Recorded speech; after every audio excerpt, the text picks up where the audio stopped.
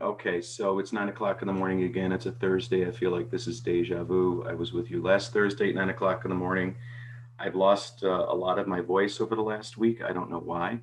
But anywho, today what we're going to talk about is the exclusive right to sell listing contract and the requisite paperwork that you're going to want to have mastered before you go to your first listing appointment. So I would recommend that you print these out in your local boards and go over them and go over them and go over them and ask questions, take notes, talk to your managers, talk to your mentors, talk to your field trainers. Remember that you can always call me, Maggie, or Jennifer as well. Um, Again, with a lot of these forms, these are some of these forms are going to be regionally specific. So I will make that admonition now. What I'm going to be going over is the Greater Rochester Association of Realtors forms. Interspersed with that is going to be some of the Howard Hanna forms and then some statewide forms as well.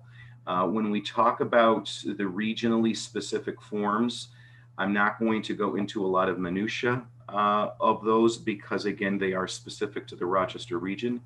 But like I did with the purchase and sale contract for the people that were with us, I think that was Monday, Maggie. Was that Monday?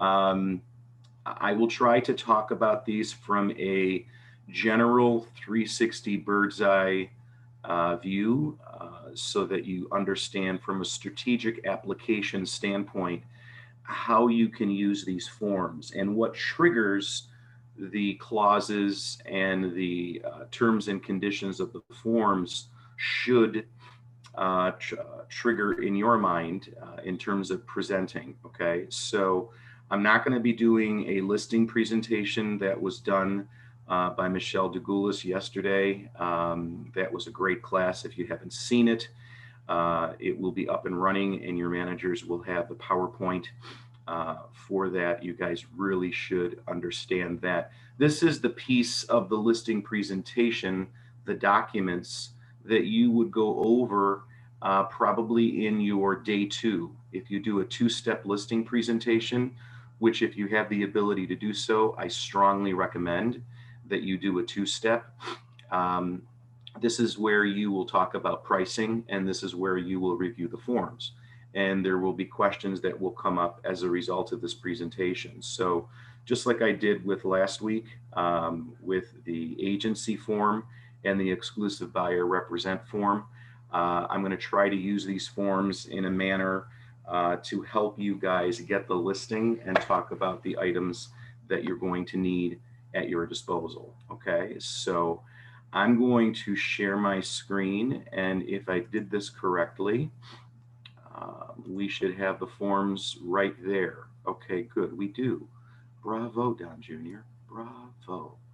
Okay, so again, I just like I did with the purchase and sale contract class on Monday, I have organized these with one exception in the way that I would like to present forms when I'm talking to my prospective seller.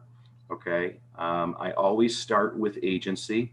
Again, we were together last week when we talked about agency, so I'm not going to go over this in a lot of detail today, just for time purposes. We're supposed to be done at what, 12, Maggie? 2:30, 4 o'clock, what? What time do we have, Natalie? Let me look. Natalie, where are you? Is this Yeah, I think it's 12 or 12:30, right? it might be 12:30. It might even be 1. What do we say? I think 12:30 is my Okay. recollection. Well, my guess is that we will be done sooner than that. And we can open it up for questions and just general questions about anything that we've talked about over the last 3 sessions. Okay. I yeah, will expect Peter to ask a lot of questions as well as Jamie, just because they did last time, and that was very helpful and very engaging. So hello to the two of you because I can see your faces. Great. All right. So agency disclosure. Does anybody have any questions about this? Based on what we talked about last week. Again, it is the exact same form. that you would use when you represent a buyer. But in this particular case, we're not going to go over the terms and definitions because we've already done that. But I want you to understand that in terms of filling out this form, okay, and I've already gone through, if you see, you can see my name and then Howard Hanna over here, and then the checkbox. This is what I meant by taking that Instanet class with your local board, your transaction desk class, because all of these forms, depending on your, not depending on your region, but regardless of your region, all of your forms, okay, are going to be loaded into your transaction desk in your multiple listing service platform, okay? And one class that I think that we should teach, Maggie, I know you're keeping a running list, is templates for the MLS. I think creating a template for your listing packet as well as your purchase and sale packet is going to be invaluable. And then all you need to do is load in as a contact your seller. All right. And the nice thing about the listing paperwork is that you can not only load your seller information in here, but once you find the property address in the MLS or through the tax records, it will automatically populate all of these forms for you. Not all of the forms, but the majority of the forms. All right. So it gives you a nice little leg up. But this is already templated for me because I created this yesterday. So it's got my name right here, and then it's got Howard Hanna, and that I am representing the seller as, and I forgot to check the box, seller's agent. Okay. But that's what the X would look like if you check the box when you're creating the form. Okay.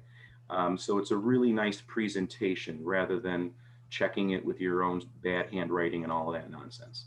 Now, what I do, okay, is that I always check advanced informed consent to dual agency with designated sales agents. I check that when I have my seller sign the document.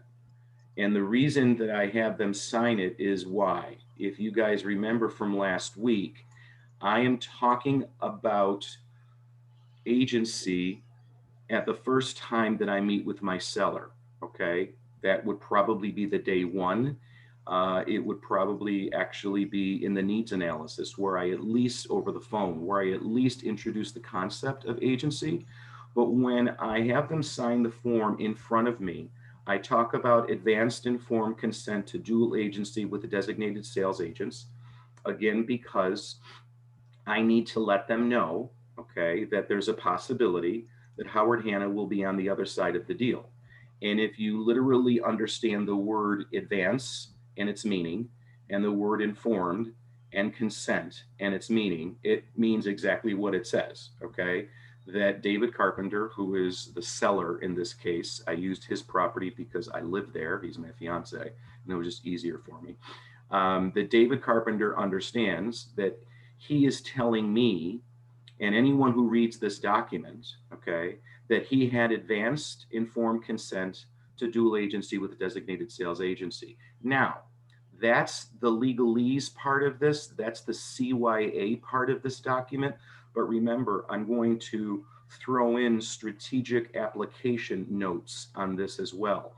This is where I would remind David that, David, you made a great choice in choosing Howard Hanna today. Okay, and one of the reasons why we need to talk about advanced informed consent of dual agency with the designated sales agents is this. We talked earlier, okay, at our previous appointment about the concept of the fact that Howard Hanna has the #1 market share in the Rochester region, okay? There's a lot of power behind that understanding. Because we have the #1 market share, we control the listings. We have the highest listings in the region. If we control the listings, what do we also control? We control the buyers. So there's a lot of power in working with a Howard Hanna real estate agent on the list side, because it means that more than 50% of the time, because of our market share, okay, in our area, a Howard Hanna agent is going to be on the other side of the deal. And it just affords an immediate credibility in my mind and an ease of comfort because I know that I'm working with a great professional on the other side of the deal. But what you need to remember, David, is what I told you in our first conversation about agency. I'm going to treat the other Howard Hanna agents as if they were a non-Howard Hanna agent. Okay, even though you are giving me advanced informed consent to dual agency with designated sales agents, where I would be designated to be representing you as the seller, and Jamie Jensen would be designated to represent you, the buyer, as the buyer's agent, I'm going to treat Jamie as if she were not a Howard Hanna agent. What do I mean by that? Anything that you say to me stays with me. Okay, I'm not going to share any information with Jamie with respect to your situation without your informed consent, number one. Now, if Jamie wants to share information with me about her client, that's completely up to her. And to the extent that the sharing of that information is going to be helpful to you, then more power to you. Okay? So that's what I would be talking about when we're dealing with the agency. Any questions about that? No? Okay. Fair housing notice. This is not a document that needs to be signed, but I talk about it right in the beginning just so that I can get it done. Fair housing notice means that we have to display this at our listing. There's no variant on this. It has to be prominently displayed at your property, David, whenever someone comes into the property, so that they understand that we are abiding by all fair housing precepts within the Department of State. That's all you really need to understand, okay? And that we cannot discriminate against any buyer with respect to any of the federally protected statuses when it comes to fair housing, all right? Your seller is then going to have to sign this document, which is the Fair Housing Disclosure Statement, all right, acknowledgement and disclosure. And you just have your seller sign right here. Okay, now, here's the thing about dating documents, all right? Here's the thing about dating documents. I don't know what the rules are in your other regions, okay? And this is very, very important, and we're going to get to it when we look at the exclusive right to sell, okay? Here's something that you need to know. The documents should not be dated if you're not going to put the listing in within 24 hours of signature and date. All right.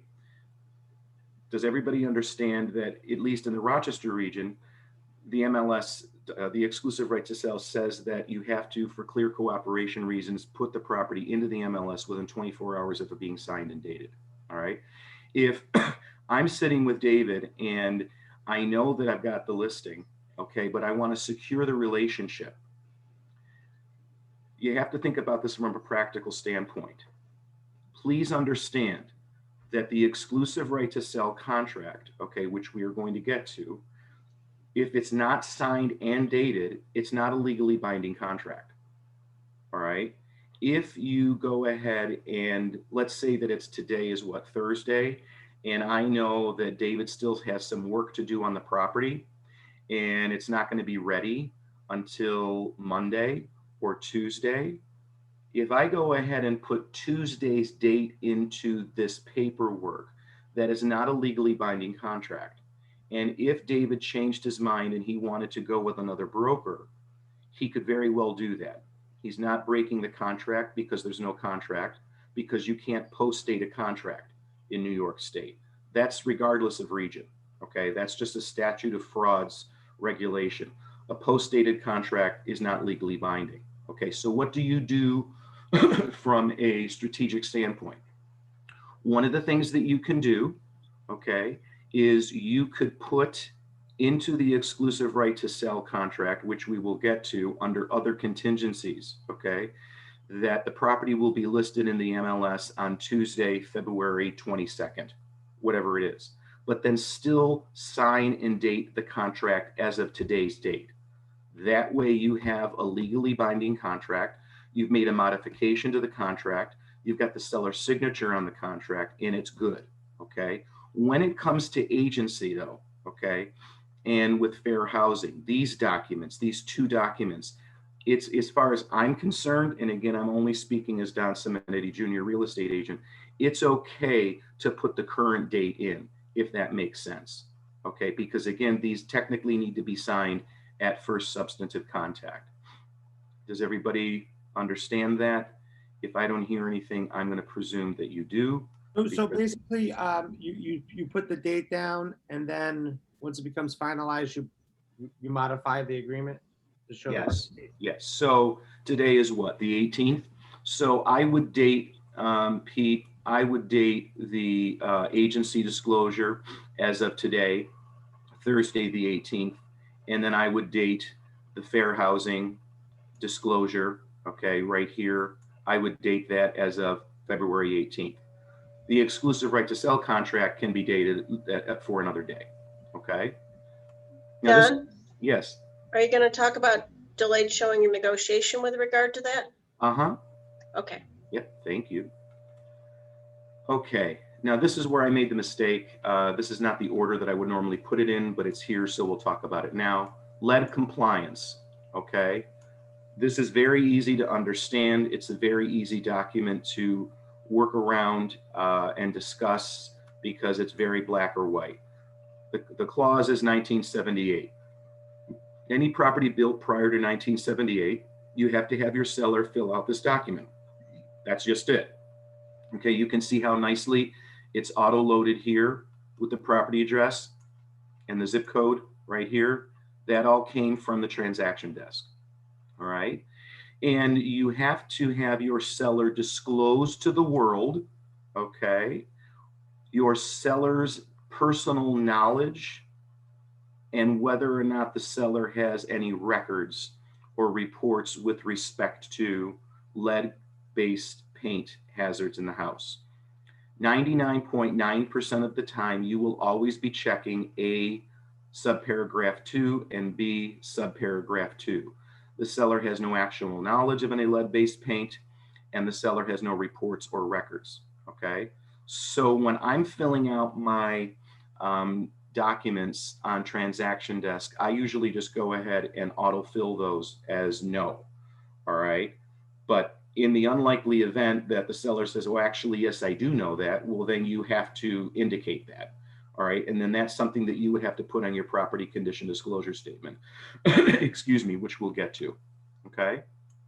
And then they will initial here. Okay. And if you use Authentisign, it will automatically be loaded to trigger them to initial here. Okay.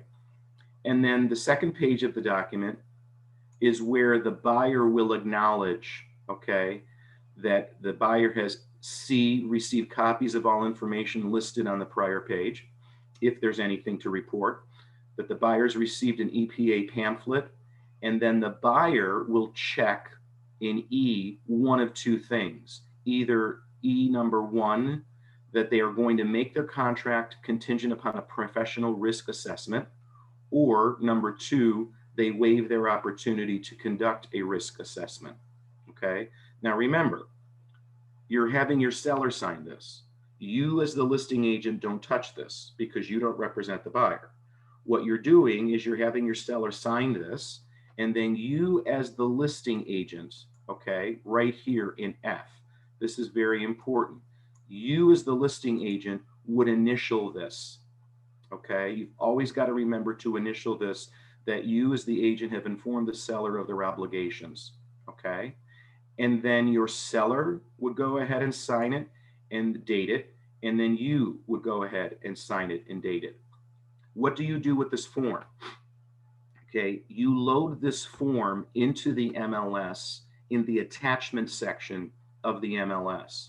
Okay, so that when a buyer's agent is going to write an offer on the house, they will pull this form from the attachment section and then they will fill it out on behalf of their buyer. Okay, so their buyer will check the B, C, D, and E, and then the buyer and the buyer's agent will sign this. Okay, now, just because we're on the form, I just want to talk about this buyer area here. If you, when you, not if, when you are representing a buyer, all right? And again, this is where you get into acknowledgement, where you get into disclosure, covering your butt, and then advice. This is how I handle it, okay? If I'm representing Pete, I would say, Pete, and Pete is the buyer of the property. I pulled this form from the listing, from the attachment section, and I'm going over this form with Pete. And I'm saying to Pete, Pete, the seller has indicated on the previous page that they have no reports or actual knowledge of any lead-based paint in the house. Property was built in 1943, okay? You need to check an initial box C, okay? I'm gonna give you an EPA pamphlet in box D. Here it is. You're acknowledging receipt of that. And then we have to make a decision, Pete, here and now, whether or not we're going to make our contract number 1, make the contract contingent upon a risk assessment, or waive the opportunity. I'm not going to tell you what to do, because it's your right to do whatever you want to do. If you want to make your contract contingent upon a risk assessment, we can do that. And we can hire a professional to do that. That is your right, just like any other inspection. And then this is what I say. In my personal experience, Pete, I've been doing real estate since 1997, and I've only had one buyer ask for a risk assessment done. And that's hand to God true. The first time that it happened to me was last year, okay? Because the buyer that I was working with had just survived cancer as a result of mesothelioma, all right? And she was very, very concerned about the lead-based paint issue. And we went ahead and we did a full environmental inspection of the house. So it can be done, all right? It's certainly your prerogative. It's not done all the time, but it's completely up to you. It's relatively expensive. And in my practice, what I found is that if the property was built prior to 1978, you're going to spend money to have a professional go into the house and do their analysis and tell you that yes, there is lead paint in the house. All right. You're buying something that was built in 1943. Property's probably been painted 15 times. So it's really up to you from a practical standpoint. Now, if I've got a really good relationship with my buyer, okay, and they don't have any kids, I say to them, you know, as long as you don't chew the paint off of the wall, I think you're going to be okay. But again, I do need to disclose to you that it's your right to do so. All right. Any questions on that? No. Good. All right. This is the exclusive right to sell contract. This is the Greater Rochester Association board approved form. To my knowledge, Howard Hanna does not have its own exclusive right to sell contract. Is that the case, Maggie? Yeah, I looked and I couldn't find one anywhere, so I Okay. don't believe there is one. I know that when I was working with another broker, we had our own exclusive right to sell contract. Howard Hanna doesn't. The majority of the brokers in the areas that we work do not, and they use the board approved form. So again, this is going to be regionally specific, but the general precepts of this, okay, contract are going to be, I would say, relatively universal. Okay, so let's talk about this from a 360 bird's eye view perspective and not necessarily get into the minutia. Okay, ownership of property and power to sign. Again, this is all auto-loaded directly from the transaction desk, which is great. Okay, so David J. Carpenter is the owner of 3632 East Avenue. That's the property address. Okay, here's something that I want to highlight here. All right, what I'm highlighting is called the exclusion clause. Not every region is going to have an exclusion clause. If your region has one, here's what I want you to understand about exclusions. From a practical standpoint, what it means is this. I've sat down with David, and David said to me, you know what, Don, I think you're great. I definitely want to list with you. We're ready to sign today, but I need to let you know that my neighbor, okay, has told me that if I was ever ready to sell the house, that they would like the option of first refusal, or they would like to know about it before it hits the marketplace. And because I brought that buyer, okay, I would want to exclude that buyer from this contract. Okay, because the whole point about the exclusive right to sell contract, which we will get into in certain language in a little bit, is this: it's exclusive, okay, meaning that you're not listing with any other brokerage, number one, okay? It also means this, which is very, very important, and it's the flip side of what we talked about with the exclusive right to represent the buyer contract. Remember, in that contract, we said that I'm going to get paid whether we find the property in the MLS or we find the property off market. And if I find the property off market, you're going to pay me. Remember, we talked about that. This is the same thing, but in reverse.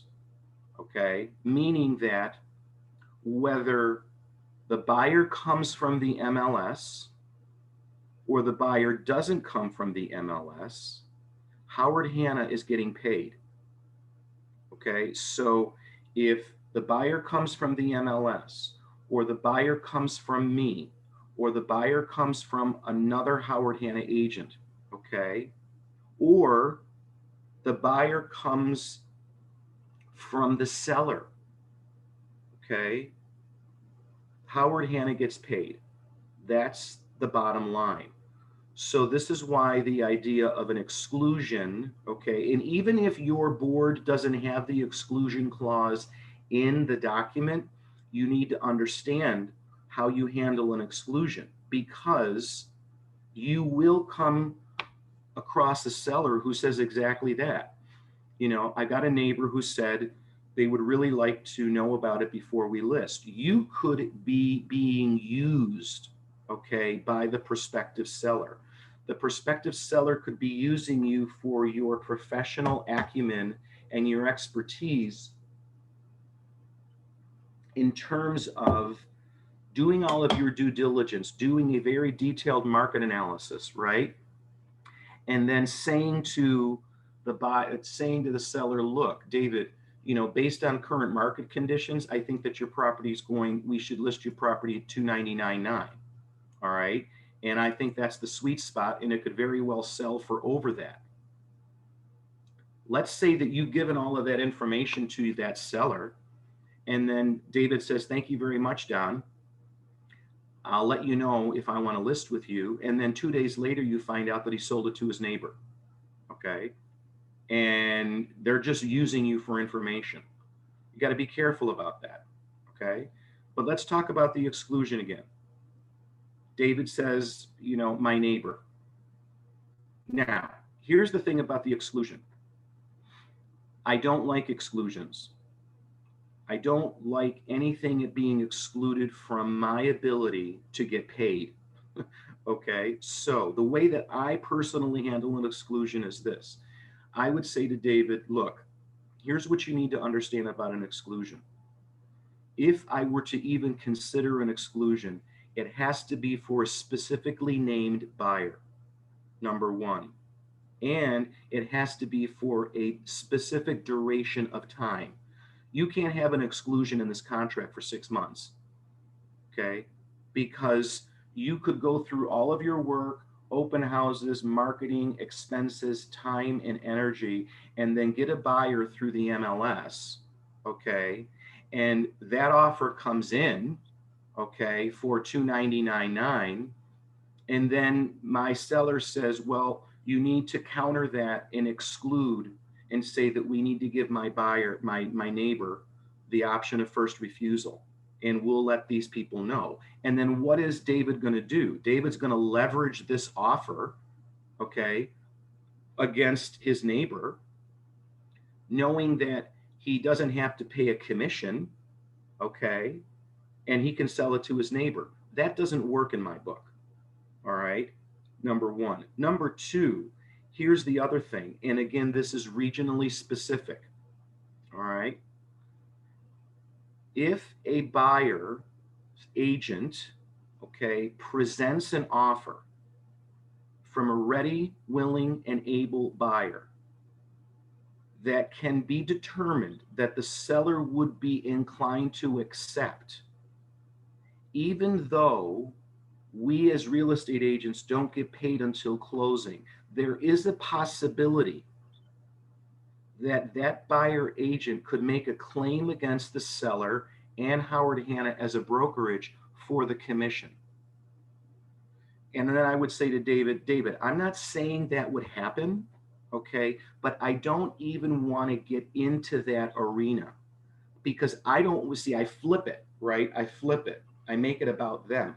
I say to the seller, David, I don't want to expose you to even the possibility of that happening where you would be liable for a commission.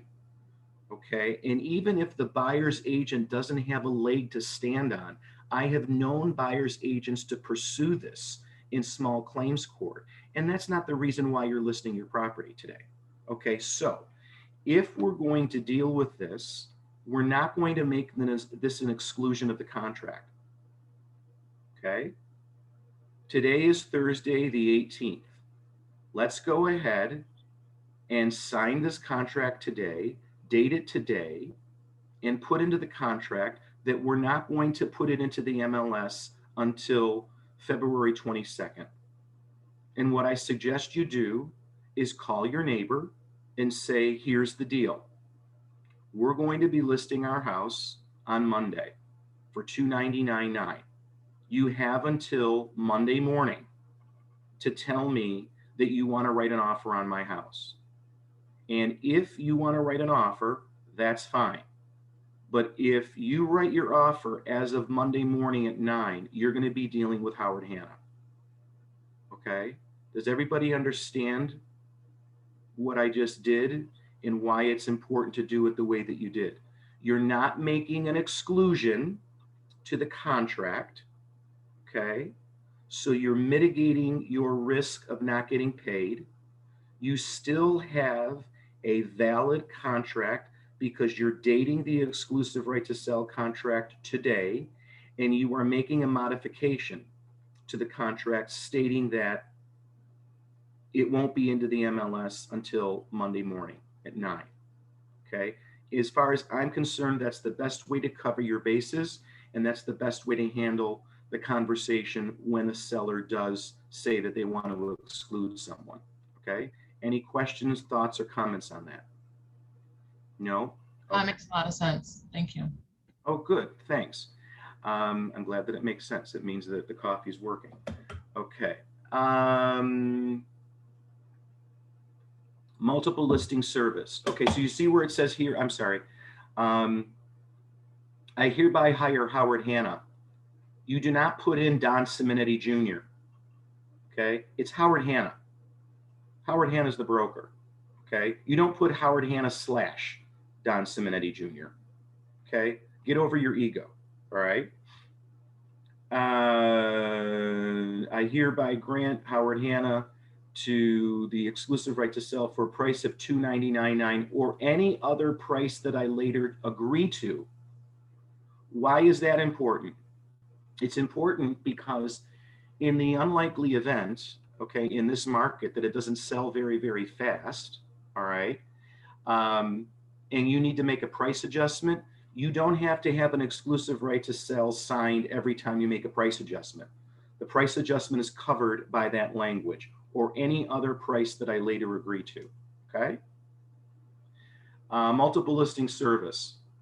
Okay, all I need you to understand here is the within 24-hour clause right here. And again, this is specific to Rochester. I don't know what Ithac's contract looks like or any other area in the state. If you don't have the 24 hours, fine, but I think that you're going to have some sort of time frame in all of the contracts because of clear cooperation. Okay, clear cooperation, what does that mean? It means that we are avoiding the idea of what is called a pocket listing. Pocket listings in New York State are illegal. All right. It means that I've got this listing in my pocket with David. It's signed and dated. Okay. And what am I going to do? I'm going to go ahead and I'm going to market this to everyone in my sphere of influence first. Okay. Until I get a buyer. Why? Because then I'm getting both sides of the deal. All right. From a clear cooperation standpoint, the idea is that we need to cooperate. We all agree, okay, as brokers within our boards, that we will cooperate with each other. Okay. You have to give fair cooperation to all real estate brokers. The other reason, which I think is actually more important, is that in most cases, it's better for you to expose this listing within the MLS because you're exposing it to a lot more buyers than your own sphere of influence. Okay. But regardless of the reason why, it is what it is. And in Rochester, Greater Rochester Station of Realtors, it's within 24 hours. Okay. If you're not going to put it in the MLS within 24 hours of it being signed and dated, okay, you need to strike this clause right here. You need to initial that. And then at the bottom of the contract where it says other contingencies, that's where you would put in that the property will be entered into the MLS on or before February 22nd. Okay. Payment to Realtor of commission. I will pay Realtor, okay, which is Howard Hanna, a commission of 6% of the gross sale price. Gross sale price, I want you to understand what that means. When we say in our region gross sale price, that means the top number. The top number. Did we talk about concessions? I think we talked about concessions on Monday, didn't we? Briefly in the purchase and sale contract. We and I did. know that you guys have already talked about concessions. What does it mean? If you have a listing for $200,000, okay, and your seller agrees to 3% concessions, okay, what is your seller's net? Your seller's net is 194, correct? 3% of $200,000 is $6,000. $6,000 off of $200,000 is 194. That's literally the net amount before expenses that your seller's going to get. Okay. However, our contract says that we will be paid on the gross sale price, which is the 200. Okay. Do you understand the difference? Even though the seller's only getting 194, our contract says that we get paid on the gross. Now, I just, again, off the script here, what you need to be appreciative of is that the seller may not necessarily appreciate this, okay, until when? Until closing. And then they realize financially, when they get their financial statement back from their attorney, that they only got 194, but they paid commission on the 200. All right. And they very well may call you and say, what's going on here? And yes, you can stand behind the contract and say, well, David, I understand that you only got 194, but the contract says that you pay us on the 200. So you've done everything correctly in terms of a contractual agreement and obligation. But again, I'm not speaking as an employee of Howard Hanna right now. I'm speaking as a real estate agent. In my opinion, you have jeopardized that relationship with your seller because I feel as though it borders on the line of putting your own financial interests ahead of your client. That's just me personally speaking. So what do I do? In a situation where my seller pays concessions, I have a commission agreement signed between Howard Hanna and the buyer's agent stating that the commission will be paid on the net. And I make sure that my seller understands that when the offer is being negotiated. And then I hearken back to this document. And it really, I mean, first of all, it's going to make sense to the seller. Okay, well, why would I pay you a commission on money that I didn't have the benefit of realizing? Okay, but it will also just, I think, re-cement your relationship with your seller moving forward. And 6% of 3%, is not a lot of money regardless. So that's just me being Don Jr. as a real estate agent. Here's the other thing that you need to understand, however. Okay, the buyer's broker does not have to agree to that. They don't have to agree to that. There have been situations where I, as the listing agent, or I, as the manager of the listing agent, has agreed to eat the entire difference, okay, because it's in the best interest of our seller. I would just ask you to remember this concept. And when you are dealing with concessions, please talk to your manager or your field trainer or your mentor on how to handle that. Howard Hanna does have a form that talks about this commission being paid on the net. All right. And that's all I really have to say about that. Okay. Okay, authorization regarding other brokers. The seller authorizes Howard Hanna to cooperate with other brokers, okay? And this is how we will put into the MLS how we are paying the other brokers. The broker agent, okay, we talked about the 3 statuses of agents, okay? The broker agent, the buyer's broker, and the sub-agent of the seller broker, all right? Each of them would get 3%. Now, it appears to be confusing, and again, this may be unique to the Rochester contract. It appears as though that you're telling the seller here that it's 6%, but the seller may see 3, 3, and 3 and think that that means 9. Okay, what I do is I just make an asterisk here in my own handwriting, and I just reaffirm that the total commission is 6%. And I just explain to my seller that this is just a line item showing you how we would offer commission cooperation in the MLS, and we would be, whether they are the buyer's broker, the broker agent, or the sub agent, we're paying 3%. Questions, thoughts, comments, Maggie? So what I say to my sellers here is when we talk about the commission up in number 4, if it's 6 or 7%, whatever, when I get to 5, I say, now remember it was 6 or 7%. This looks like 9, and it's not, because there's only 2 sides. There's a buying side and a selling side, and this represents how the selling side will, or the buying side will be represented. So only one of those will go out. So it's Like still this Yeah. number. I like that So I visual. just define it. There's 2 sides, and it's going to get split in half. Right. I like that visual. I will remember that. Payment of commission. Okay. This is where the seller says that they agree to pay the commission. Okay. That they will pay the commission whether I, meaning the seller, the realtor, meaning Howard Hanna, or anyone else sells or leases the property during the lifetime of this contract. Okay. That's very important. That's exactly what we talked about when we were talking about the exclusion. Okay, Howard Hanna is going to get their commission whether the seller brings the buyer, Howard Hanna brings the buyer, or any other person brings the buyer. Okay. All right.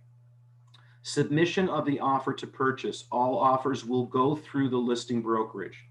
Okay, meaning that the buyer's agent will not approach the seller directly. All offers have to go through Howard Hanna. Now, again, this may be specific to the Rochester region, but we indicate that we will be putting a for sale sign or a for rent sign on the property, yes. We will be putting the property on lockbox, yes or no. We will be professionally photographing the property, yes or no. The seller agrees that it's their obligation to maintain the property in its current condition, including, this is important, lawn care and snow plowing. Until when? Transfer of title. This is something that's going to be very important in the winter or in the summer if your seller leaves the property prior to closing. They have to maintain that property. All right. You very well may, as the listing agent, be in a situation where you may have to pony up some of this expense. It's certainly fine to do that. I would talk to your manager or your mentor or your field trainer on how to handle that. You can bill the seller for that, okay, if you agree that that's what you're going to do. But more times than not, the seller understands that it's their obligation. A couple practical things that I want to talk about before we move on. For sale sign, okay? You are going to run into sellers where they're going to say, I don't want a for sale sign in my yard. And your response is, okay, I understand. Jamie, why don't you talk to me about that? What's the reason why you wouldn't want a sign in your yard? Well, I don't want my neighbors to know that I'm selling my property. I got a lot of nosy neighbors. I just don't want to know. Okay, I completely understand that. If this were prior to 1999, I would completely understand and agree with you. But since 1999 and 2000, we have something that's called the internet, okay? And it's right here on your phone. And I ask, do you have a smartphone? Yes, of course I have a smartphone. Okay. Well, I need to let you know that the moment the property hits the MLS, your neighbors will know. Okay. Your neighbors will know. Everyone will know that your property's for sale. And putting the for sale sign in the yard is just part of our marketing program. And it helps us for people who happen to be driving through neighborhoods, because what we find invariably in our profession is that people will look at homes in the neighborhoods that they want to live in. And let's say that they haven't checked the internet, which is unlikely, but they're going through the properties on a Sunday drive. It happened to me last year. I had a piece of property on Waterworks in Brighton, and the people were driving by neighborhoods because they didn't want to what? They didn't want to make an appointment. They didn't want to be hounded by a real estate agent. So they just went and took a Sunday drive. And they happened to drive by this property on Waterworks and they saw the for sale sign. And what did they do? They dialed the text to video number because why? They didn't want to call me directly because they didn't want to be hounded by me.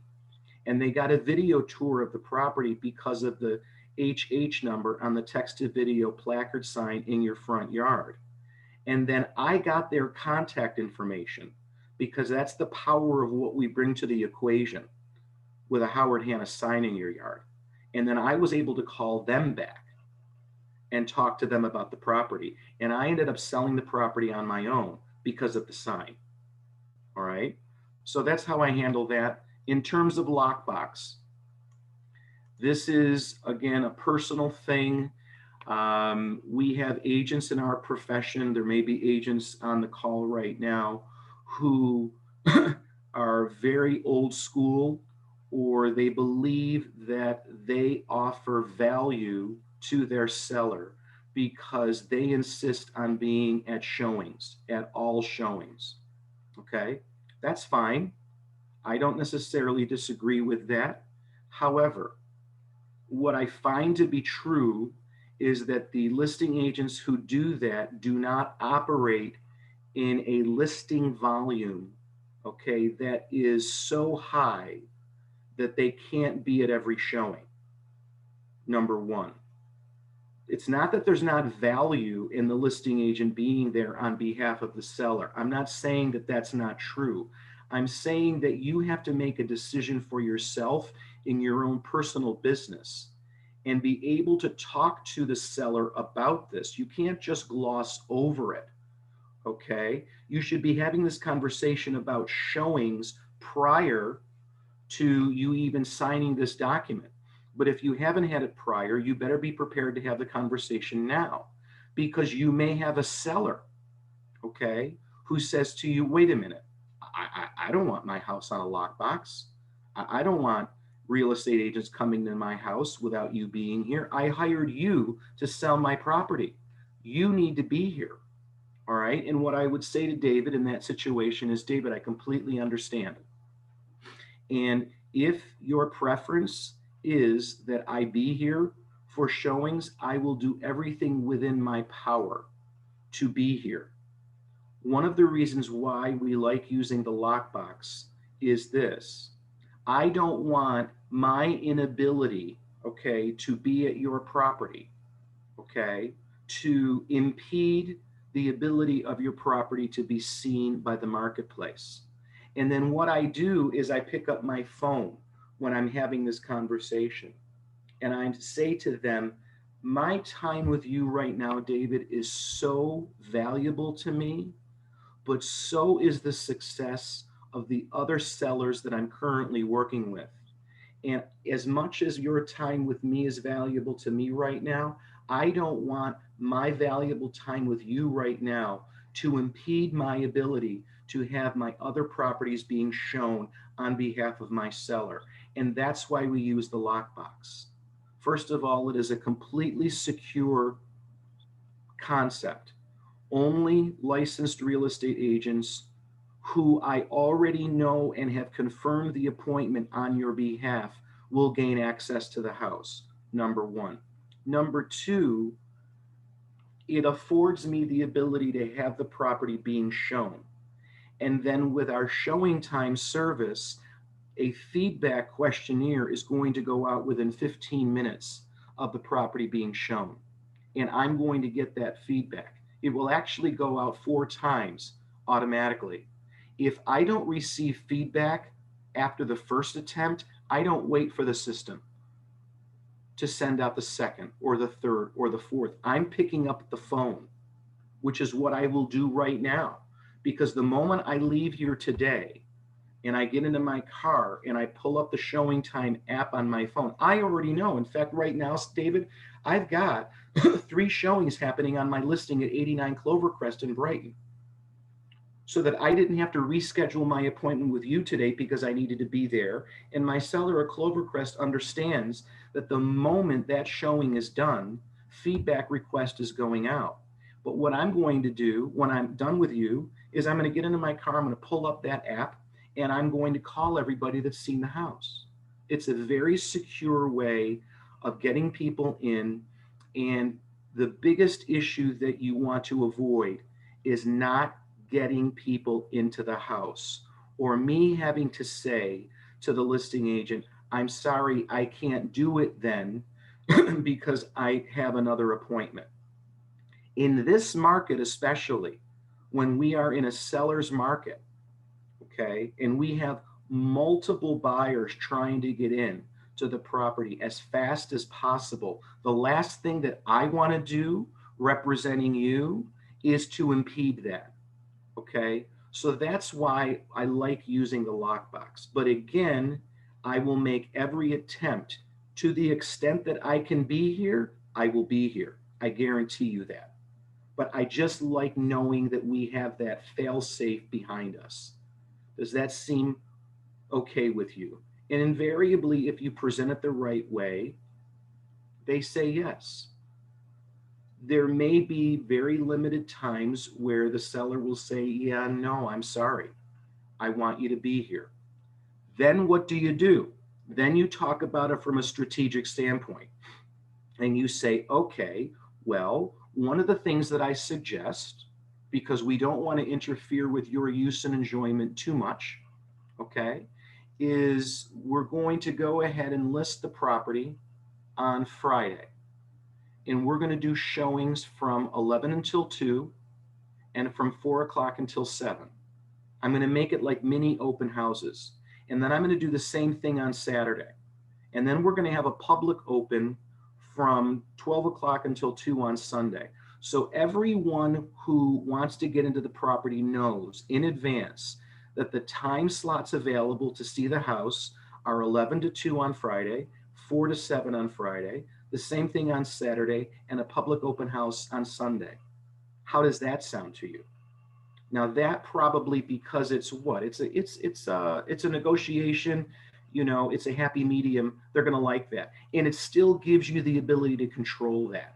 And the reason that that's going to be okay is because if 95% of your listing inventory is with lockbox, then you will be able to accommodate that one-time seller that really wants you to be there. but it really is important for you as the listing agent to understand and appreciate the value of the showing time service and the lockbox concept so that you can offer this if it's absolutely necessary. Okay? Thoughts, comments, questions on that? Maggie? Yeah, just two tips. One comes from Bob Maves with a listing. Ask when you get your first key, go and make 2 copies. One goes in your folder, one goes in your car, one goes in the lockbox. Because I have been to a house where the showing agent came in, opened the lockbox, and put the lockbox on the dining room table or the kitchen counter and walked out and locked the door. And my seller was somewhere else. So a tip from Bob Maves, I think it's a great tip. Get 3 keys. You make them, you pay for them, and you keep them. I wish I'd known it at the beginning because I once had the problem. Fortunately, that person was in town. They had to let me back in. So only have a problem once. Second one is, shoot, had it done and now it's out of my head. Can't remember. It'll come back to me. I'll tell you later. Okay. The other thing about the keys is this.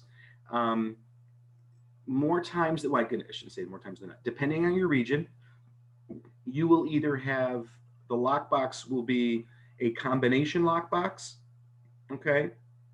And you'll get that combination from the listing agent, or it will be a Supra e-box, okay, which is a blue box. It's about this tall, okay?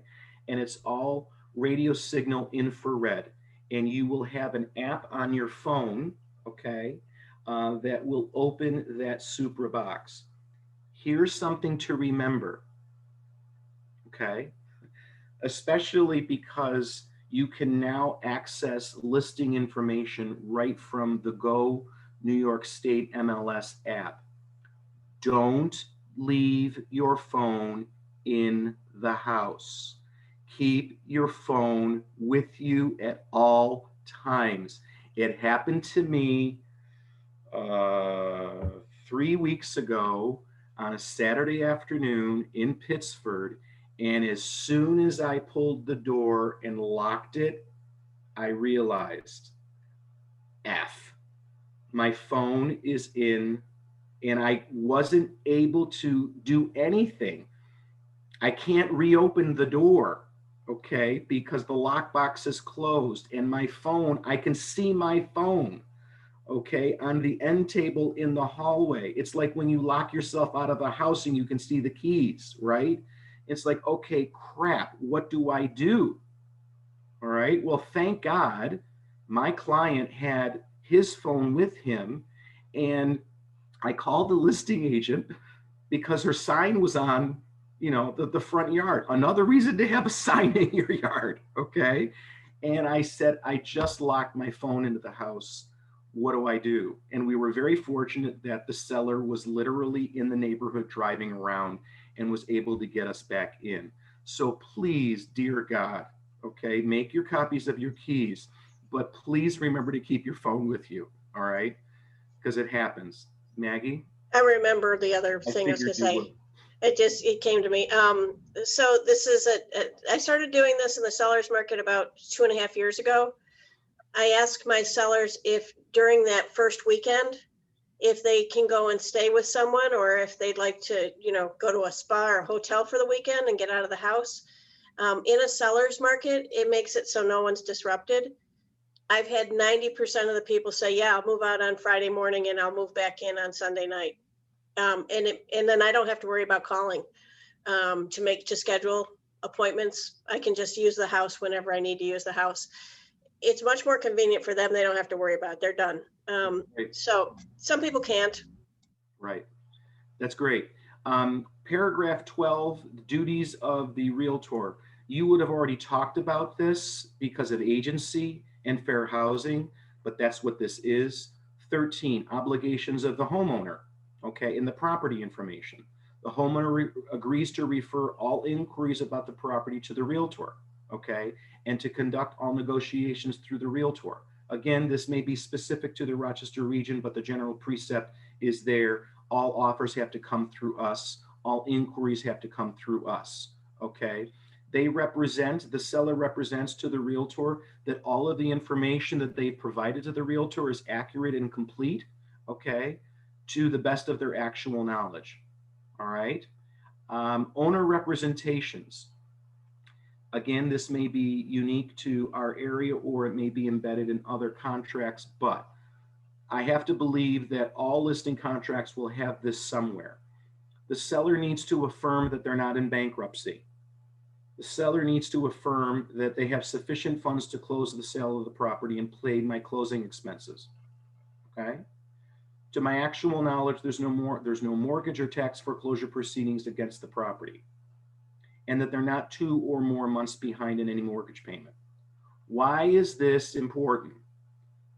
There's the public reason, and then there's the private reason. The public reason is that we need to let the buyer know the status of the property. We need to let the buyer know that they're not buying a piece of property that's in bankruptcy.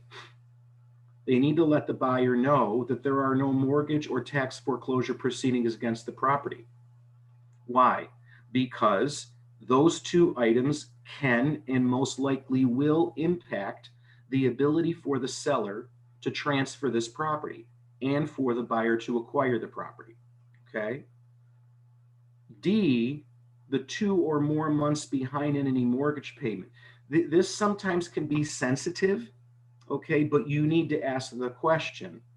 And invariably, you will have already had the answer to this question by the time you have this document signed, because you're going to bring this up in your needs analysis, okay, or in your day 1.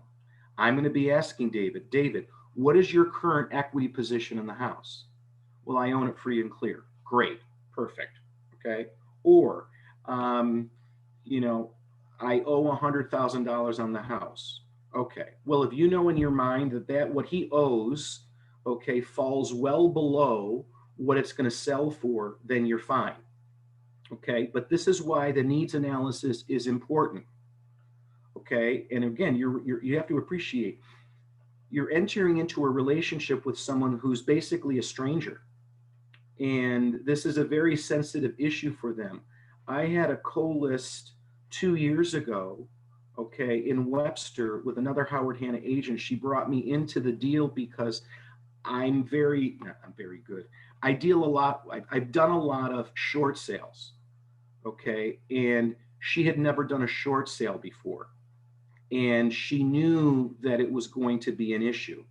But what she didn't realize is that the husband had been lying to the wife for years about how short they were really going to be and how many liens on the property there really was.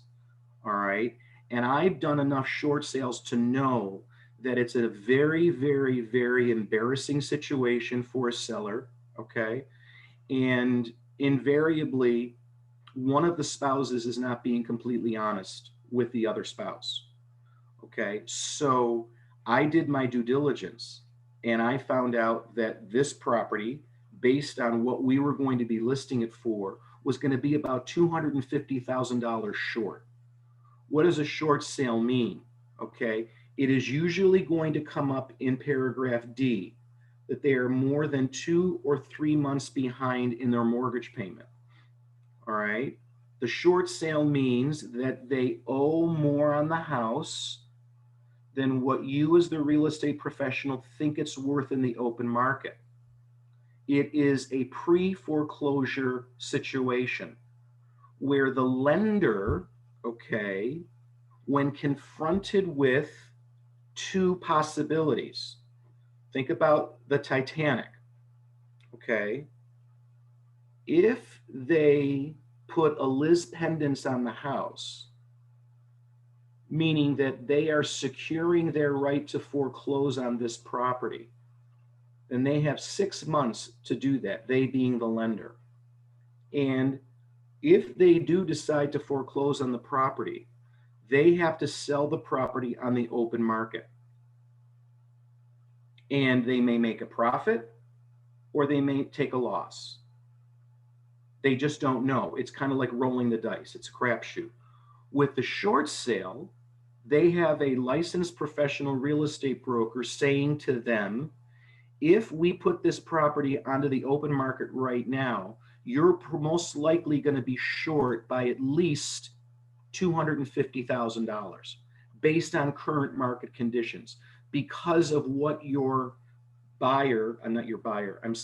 your seller owes on the property. And then the lender agrees in that situation to take it short. They're going to take less than what they are owed, okay? Because if they run the risk of going to the foreclosure, they could run the risk of taking even less after expenses, all right? So the lender in that situation would agree to a short sale. All of this has to be done in advance. You can't list the property, okay, until you know what's going on with this. But this will be your trigger. That's why I'm glad that it's in our contract. If they say to you, well, yeah, actually, I am a couple months behind. Okay, well, let's talk about that. What does that mean? What is your equity position in the house? Well, I owe $340,000 because when I bought the property, I got a $250,000 mortgage. And then last year, I got a $90,000 home equity line of credit to put in the pool. So I owe 350. And you're telling David that the house is worth 300. Okay. And you're realizing that there's a shortage here of about $50,000. All right. And you know that they're already 2 or 3 months behind in their mortgage payment because they lost their job or whatever. They can't afford to make their mortgage payments. You have to stop everything right there and have a different conversation. Okay. But again, try to get this information out of the seller before you even talk about the contract. All right. Your first line of defense is going to be the tax record for the property in the MLS.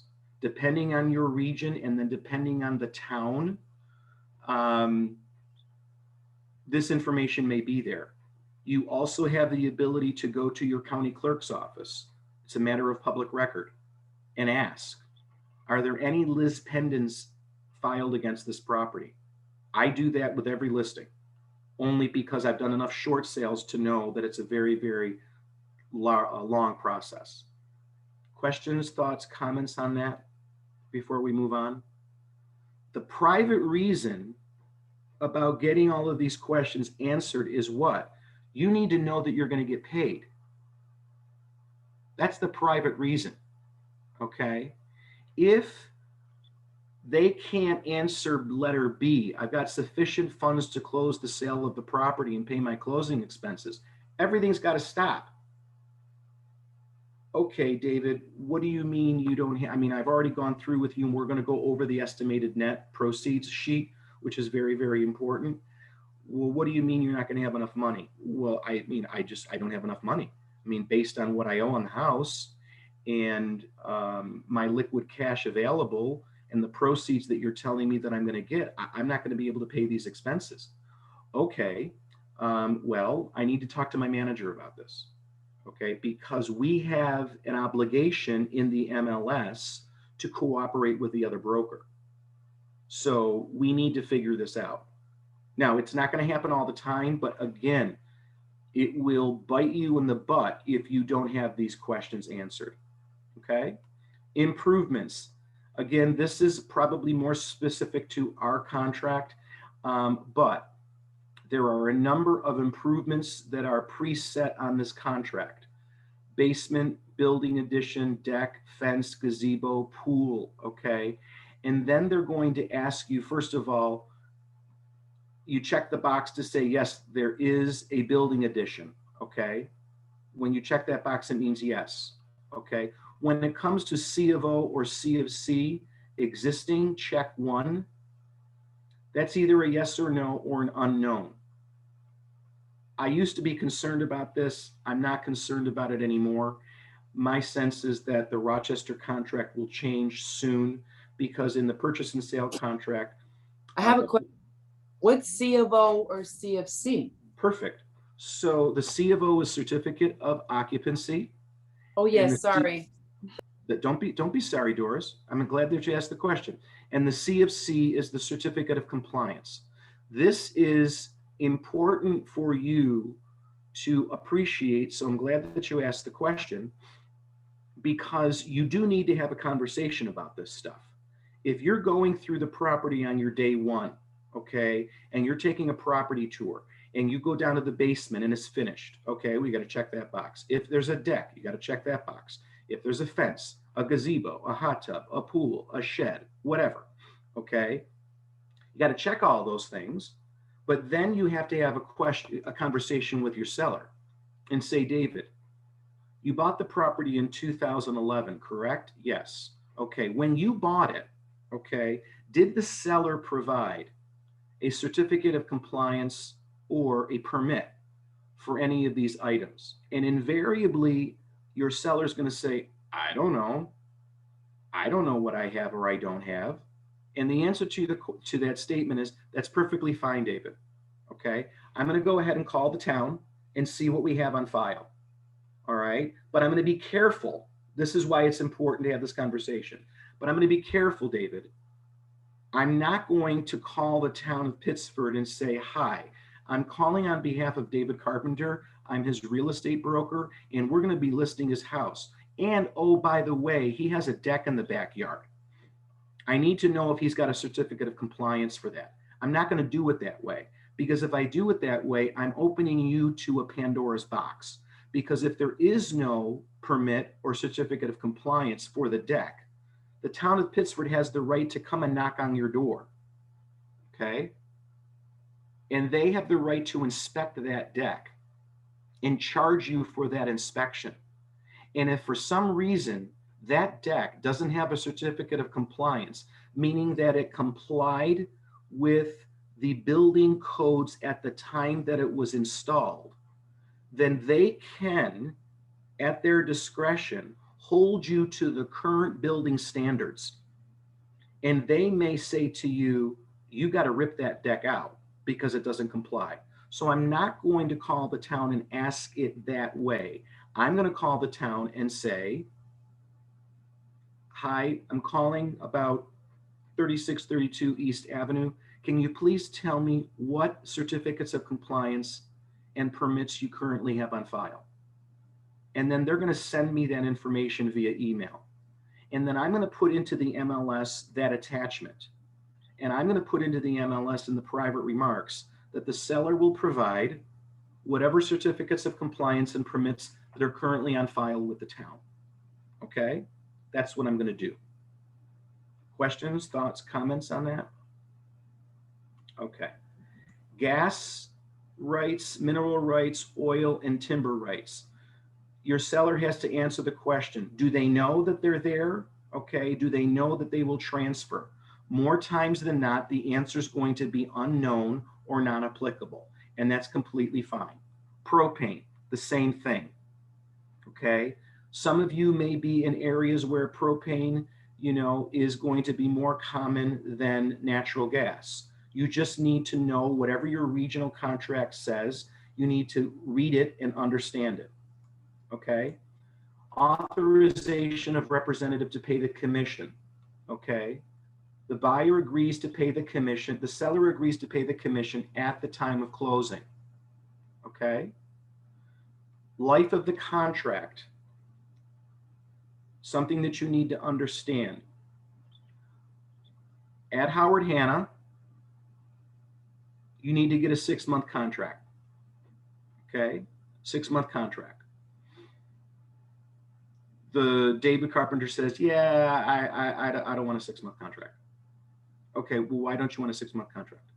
Well, I mean, if the property hasn't sold, in 2 months, and then you're telling me the property is going to sell, then maybe I want to find another broker. Okay, I understand that. First of all of the marketing that we're going to do on the property is based on a 6-month listing. We have it all automatically loaded with our marketing department based on a 6-month listing. And the other thing that you need to appreciate is if you want to avail yourself of the 100% money back guarantee program, which we're going to get into, it needs to be a 6-month contract. Okay. Here, where I put in 180 days, Okay, this is what I need you to understand. This contract will last until midnight on blank date. That's the 6 months. Okay, 6 months from the date of this contract. However, this is what is called the protection period. The 180 days here is the protection period. I'm old school. I say 180 days. What am I talking about? However, if David Carpenter sells or leases the property within 180 days to a person, okay, who was shown the property by David or Howard Hanna or anyone else during the life of this contract, I will pay Howard Hanna the same commission agreed to. All right. What does that mean? If the property is listed for 6 months and then it expires, and then within 180 days of that expiration, a buyer buys that house. So the property is no longer listed. Okay. So it's 6 months from now, it didn't sell, the property is no longer listed. Howard Hanna still has a 180-day protection period, meaning that within the subsequent 180 days, if anyone who saw that property during the Howard Hanna listing buys or sells the property, Howard Hanna is due their commission. It protects the brokerage. It protects the brokerage against, let's say that, you've got a situation where the buyer and the seller know each other, okay? And the seller knows that the listing's going to expire and you're trying to get them to relist with you and they say, yeah, I'm just going to take the house off the market. Okay, but David knows Doris, ironically through work, and David knows that Doris saw the house. David calls Doris and says, my listing with Don is going to expire in 3 days. All right, I'll sell it to you privately after that, and then we don't have to deal with commission. That's usually what would happen. Okay, Howard Hanna's out, okay, as a result of that. What this says is that Howard Hanna is still protected. Now, I put in 180 days. It works for me because of the way that I present it all the time, all right? But you may have a manager, it may be your regional custom that 180 days is too long. It could be 30 days, it could be 60 days, it could be 90 days. What I want you to understand is that you need to put something in there because it protects you against being rochambeaued by your seller who tells you that they're going to take the house off the market, and then you find out on Facebook, okay, or you find out because you track it, because you will track it, that they sold the house out from underneath you. All right. Now, here's the thing that you also need to understand, however, okay, when you are a listing agent who is being called by, let's say that David Carpenter isn't happy with my service and he calls a RE/MAX agent, all right? And the RE/MAX agent says, well, what protection period do you have? And David says, I've got 180 days. Or David says, I've got 30 days. If you lose the listing, okay,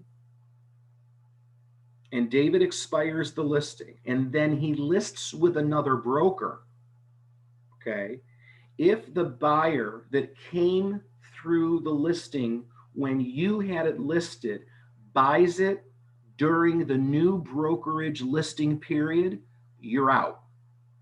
Okay, that's what this says. I will not owe a commission to a realtor if such sale or lease occurs during the life of another exclusive right to sell contract I enter into with another realtor. I don't think there's a whole lot of reason for you to go into the minutia of that with your seller, okay?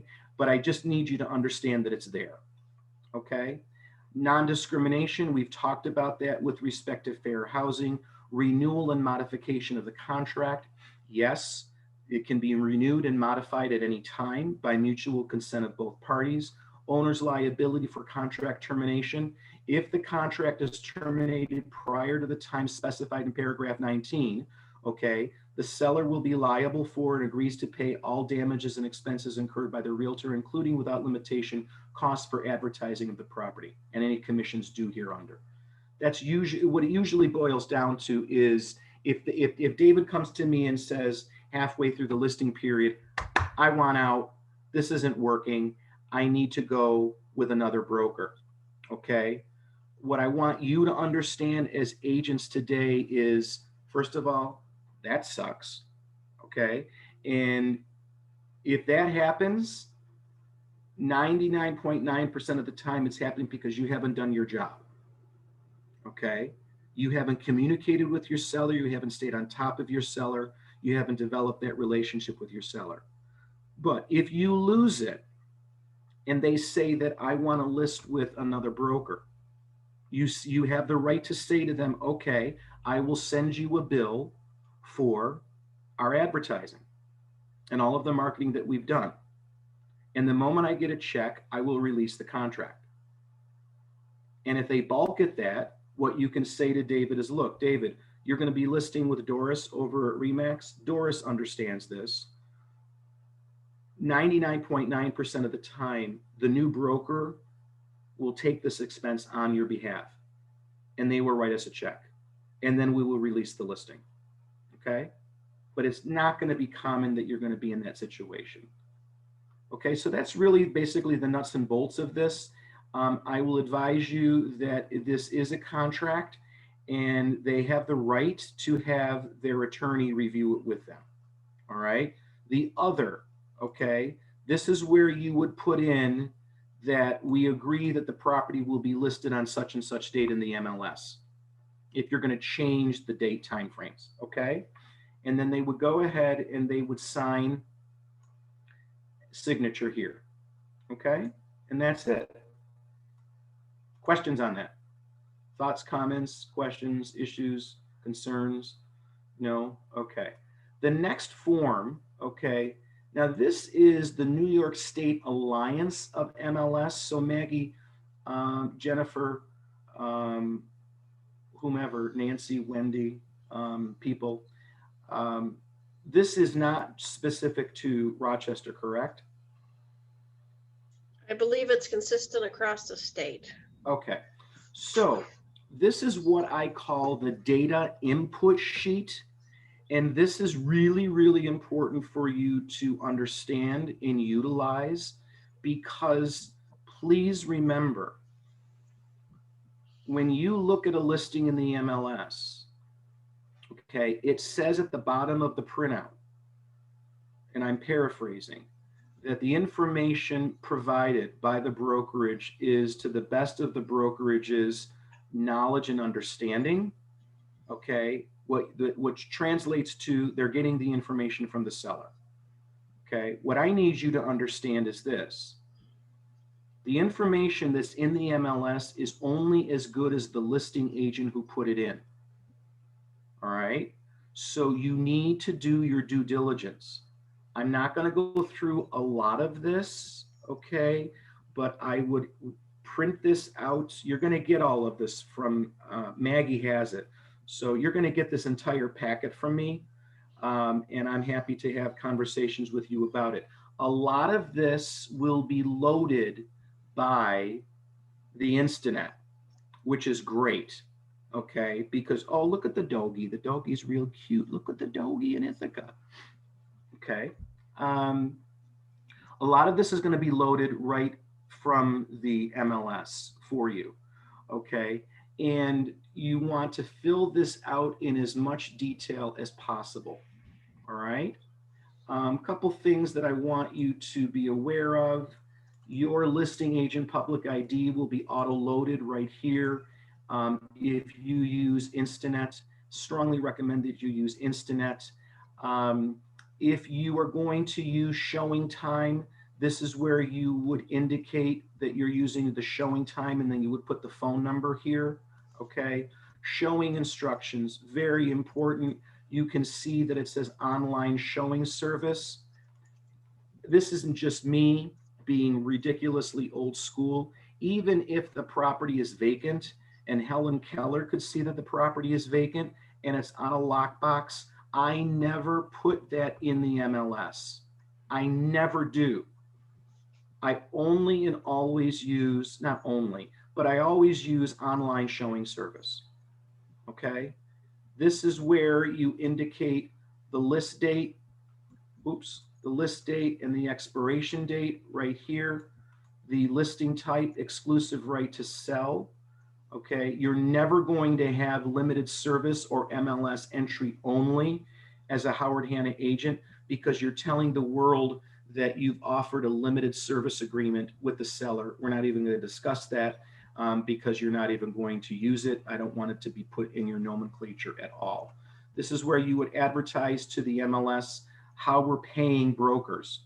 Okay, 3, 3, and 3. It never indicates what Howard Hanna is getting. It never indicates what Howard Hanna is getting. It only indicates what the co-broker is getting. Okay. And then if you want to be super detailed, again, you could measure all of the rooms. Okay. Which is nice because it will load right into the MLS. But then this is where you would indicate the number of bedrooms, the number of bathrooms, and then it would be by floor, first floor, second, third, fourth, and then basement. Okay. Bedrooms approved for septic. It's not a required field unless it's septic. And then you've got to put that in there. Okay. Style of residence. Maggie? Back to the measuring of the rooms. Ask your manager, because in some areas, some managers consider it a liability for you if those measurements aren't precise. It depends on the client buying. Some people can be real sticky over a couple of feet. So be careful. And be very careful on that one. Now, this property that David lives in is a 1,750 square foot ranch on East Avenue. It's a mid-century modern Don Hershey built home, okay, which in our area is a really cool property. Okay, and candidly speaking, if I were to list this at $299,900, it probably would sell for $350,000. But anywho, style of residence.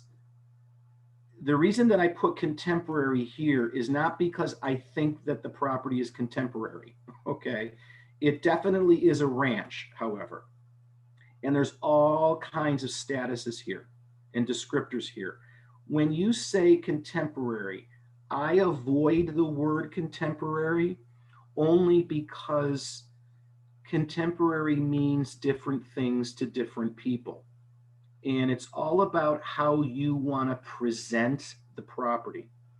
Okay, think about, are you guys comfortable with the whole hashtag thing? Okay, I consider this whole area to be like the hashtag concept. You're trying to reach as many people as possible. Okay, but here's what you have to remember. The information that I'm putting to the MLS is only as good as what I put into the MLS. I want to reach as wide an audience as possible. Think about that. The more information I put in here, the better, or it could be to the detriment if I make it too detailed. Okay, and this is what I mean when I land on the whole contemporary thing.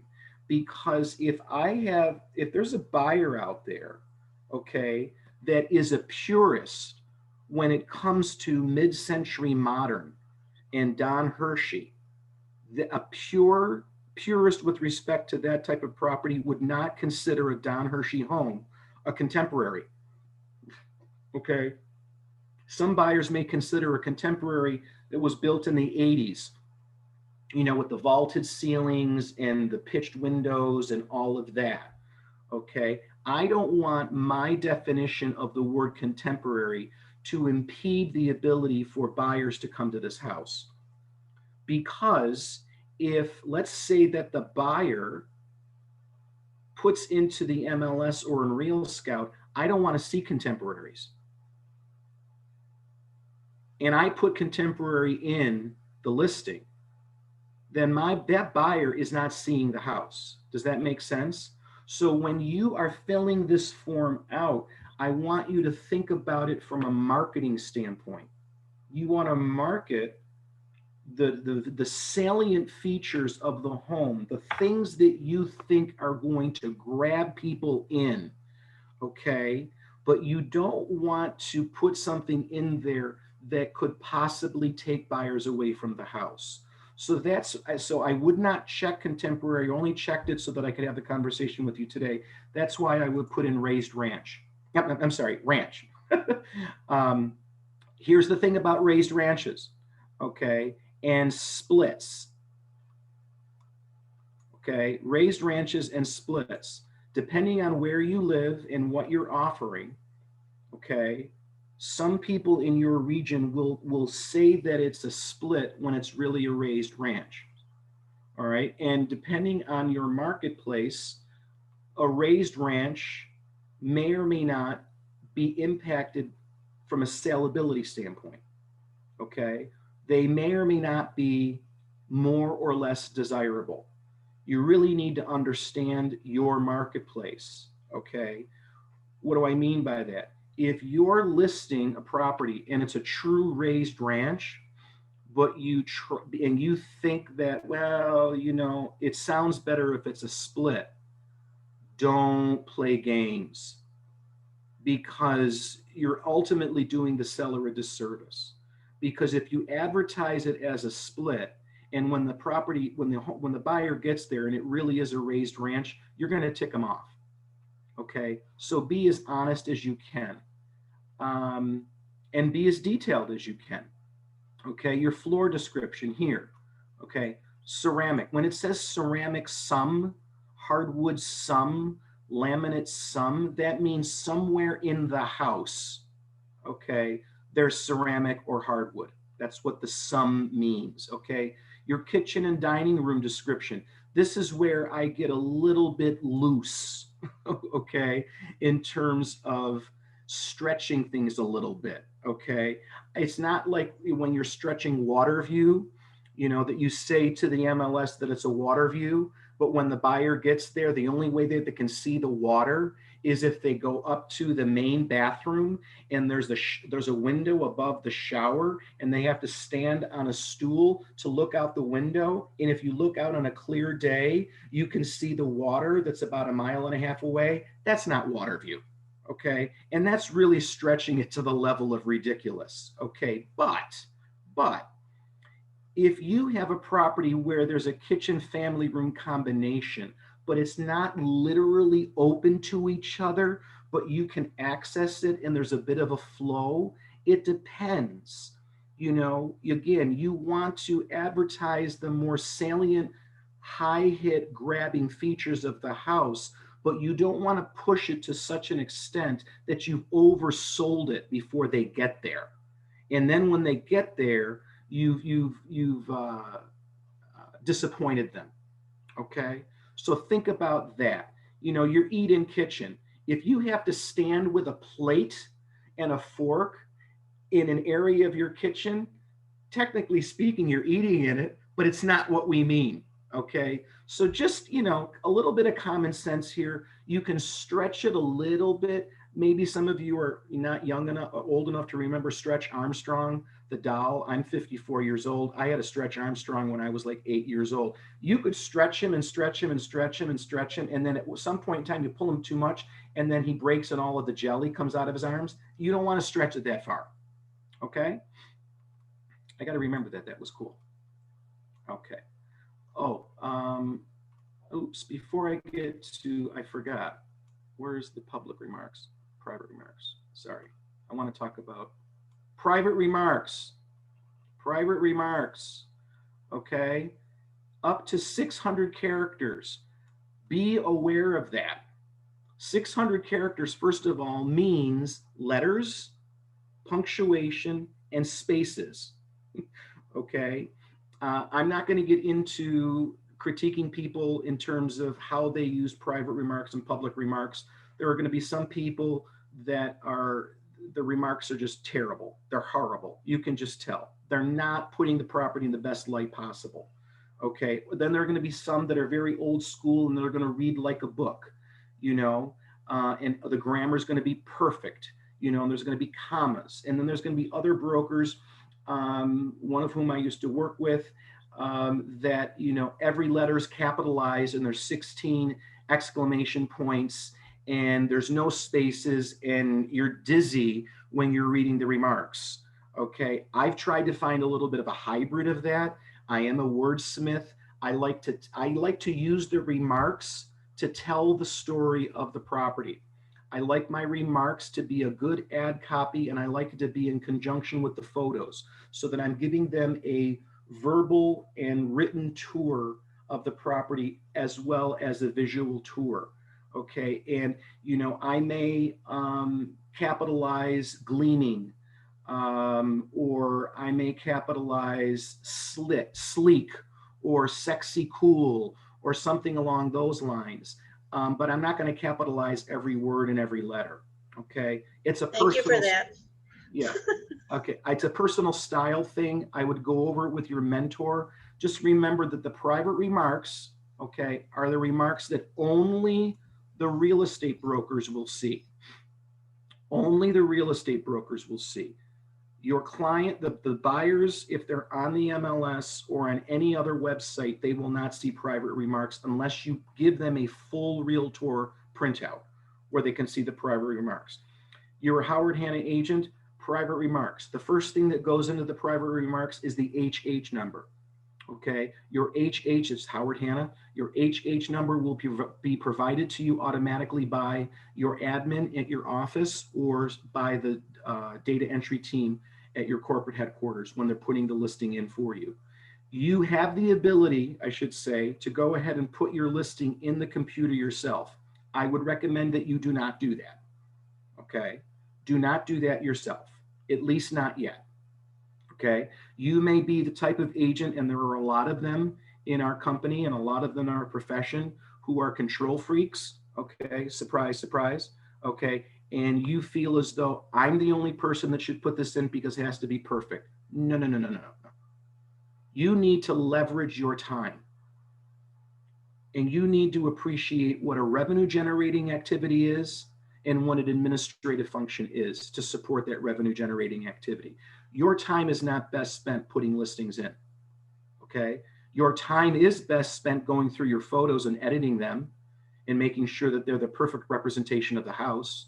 Your time is best spent filling this form out correctly on behalf of your client. And your time is best spent by creating the right private remarks and public remarks. And then you give it to your admin. And you have your admin put it into the MLS as incomplete, not active. And then you review it because you can review it as an incomplete listing. You can see the photos, you can see the remarks, you can edit it, okay? But your time is not best spent putting it actually into the MLS. Let someone who's paid to do it for you. It's going to take you an hour and a half to put in one listing, okay? And your admin can do it in less than 15 minutes, okay? I do have a quick question. Mhm. You briefly mentioned private remarks, but it wasn't very clear to me exactly the purpose of private remarks. Although it can be seen by the real estate broker, you talked about using the word sleek, sexy, cool, but what's the real purpose of it? Okay, perfect. Thank you for the question. You teed me right up. Private remarks is confidential for member use only. Okay. The HH number goes into the private remarks as an auto load so that everything is put on the sign. Okay. And then it tracks lead generation for you as the Howard Hanna agent. This is where you would be a little bit more descriptive, Doris, in terms of showing instructions. Okay. In terms of property can be seen Friday, Saturday from 11 o'clock until 2, 4 o'clock until 7. Please use the appointment service online. Okay. Text Don Jr. at 585-733-8282 with any questions. Please email all offers to Don Jr. at donjr@howardhanna.com. Okay. Delayed showings Friday from 11 o'clock until 2, delayed negotiations Monday afternoon at 6, and we will get to what that means. Okay. You're putting things in here that only the realtors need to know. Okay. That was very clear. Thank you. Okay. Got it. Perfect. No. The other thing now, and here's what you will find. Invariably, you may see as an agent that the private remarks may be longer than the public remarks, and that's all due to COVID. Okay. Whatever protocols you are putting onto the property with respect to COVID, go in the private remarks. Don't go into the public remarks. Think about it this way. Anything that is not selling the property or marketing the property goes into private remarks. Anything that sells the property or tells the story of the property goes in the public remarks. Okay? So let's talk about public remarks. Public remarks is here, and you have 800 characters as opposed to 600 characters. This is where you're telling the story of the property. Okay, this is where you would put sexy, cool, gleaming hardwoods and all of that. Because appreciate, Doris, the buyer's agent is going to see both the private and the public. They don't need to see it twice. Okay, so anything administrative or confidential that you don't want consumer to see goes into the private remarks. Public remarks tells the story of the property, with one exception. If you have delayed negotiations, okay, which we will get to, you have to put the delayed negotiations in the public remarks. So if you're telling the MLS that the delayed negotiation is Monday, February 22nd at 6 p.m., it has to go in the public remarks. Our board has dictated that that is the best way to ensure that we're treating everybody fairly, that we are disclosing to the public. So someone in the public can't come back and say to us, well, I didn't know. It was only in the private remarks. It wasn't in the public remarks. You have to put it in the public remarks. Okay? And then directions to the property. This seems that it would be a no-brainer. Okay, but I've learned just by doing this for a few years that there could be a better way to access the property. Okay, let's say that, at one end of the subdivision, there's a landfill, and the other end of the subdivision, okay, is a better entrance point to the house. And it may not be the fastest way to get there, but it's the better way to get there in terms of introducing the property for the first time to the consumer. All right, once they're in the subdivision, they're going to figure it out. Or if they do a Google Maps search, they're going to figure it out. But think about that as well, okay? The most efficient way to get there isn't necessarily always the best way to get there from a presentation standpoint. But that's where you would just put it in, for David's property, I would say that it's on East Avenue, across the street from Ellingwood. That's all, because when the agent does a Google map, they're going to see exactly where it is. And then there's also a geomap feature within the MLS. So the listing agent can click on directions for this property and it will just print out directions. And it usually follows suit with all of the other consumer-based websites out there. Okay. Hey, Don, Hey, Mag. two things. One, on that point, you may want to say, starting from this point, go here, but make sure you're saying east, north, south, or west. Yep. And number two, it's 10 to 11. Can we give them like 5 minutes to get up, stretch their legs, and Oh, great idea. I see. You know me. I get on a roll. I'm having my coffee. Yes, I'll see everybody at 11 o'clock. thanks, Don. Thank you, Don.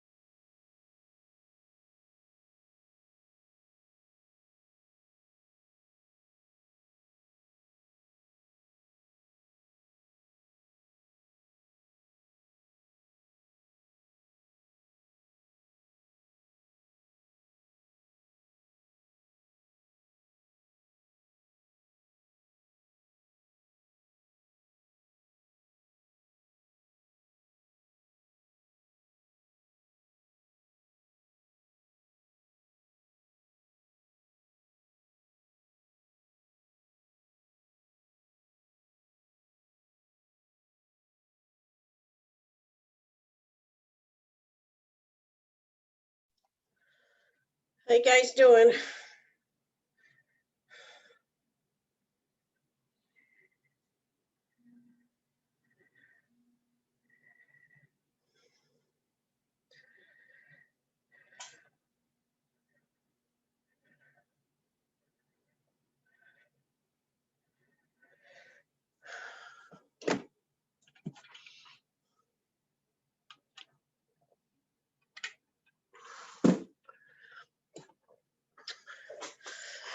So how you guys doing with this listing contract stuff?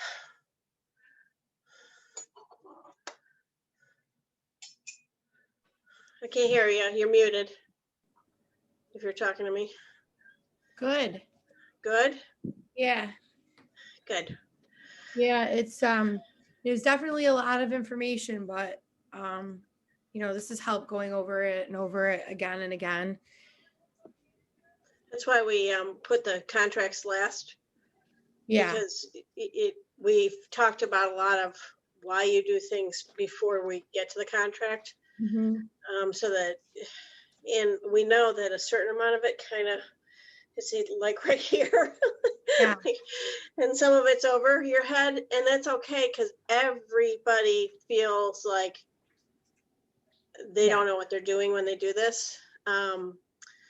The first time I wrote purchase contracts, I was working for a different company, and I had a coach.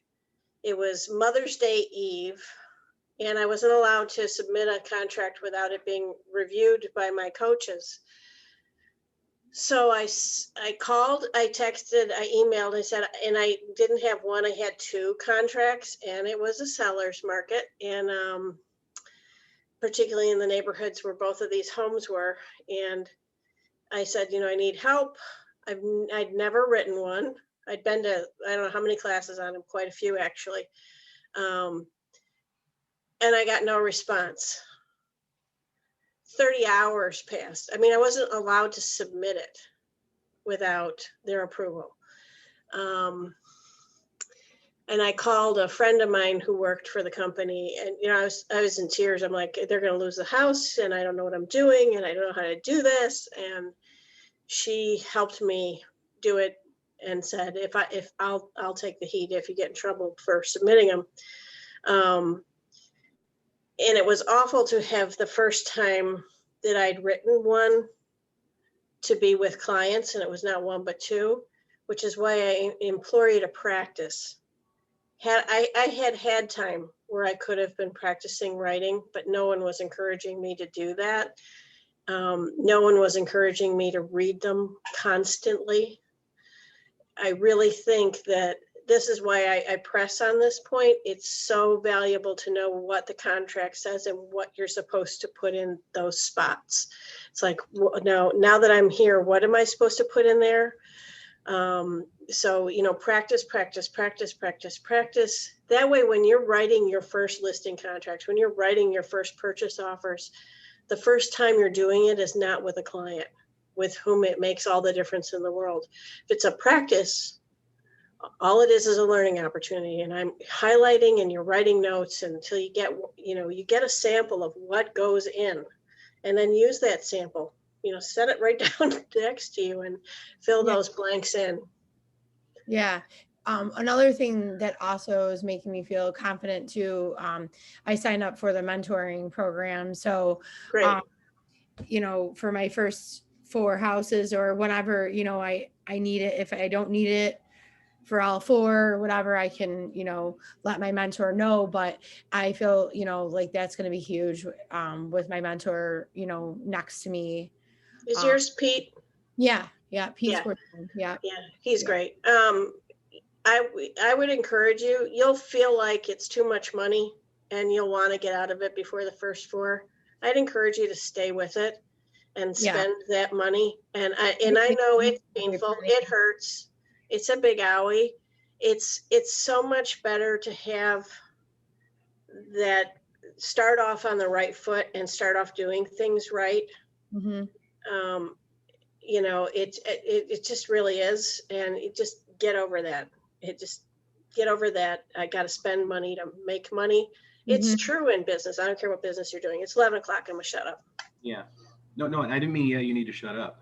I mean, Oh, it's, sure. no, Yeah, whatever. It's 11 said, it's it's recorded 11 even. o'clock. Um, Kelly, what office are you in? I'm in the Empire Boulevard office with Lou DiMartino is my And who's your manager.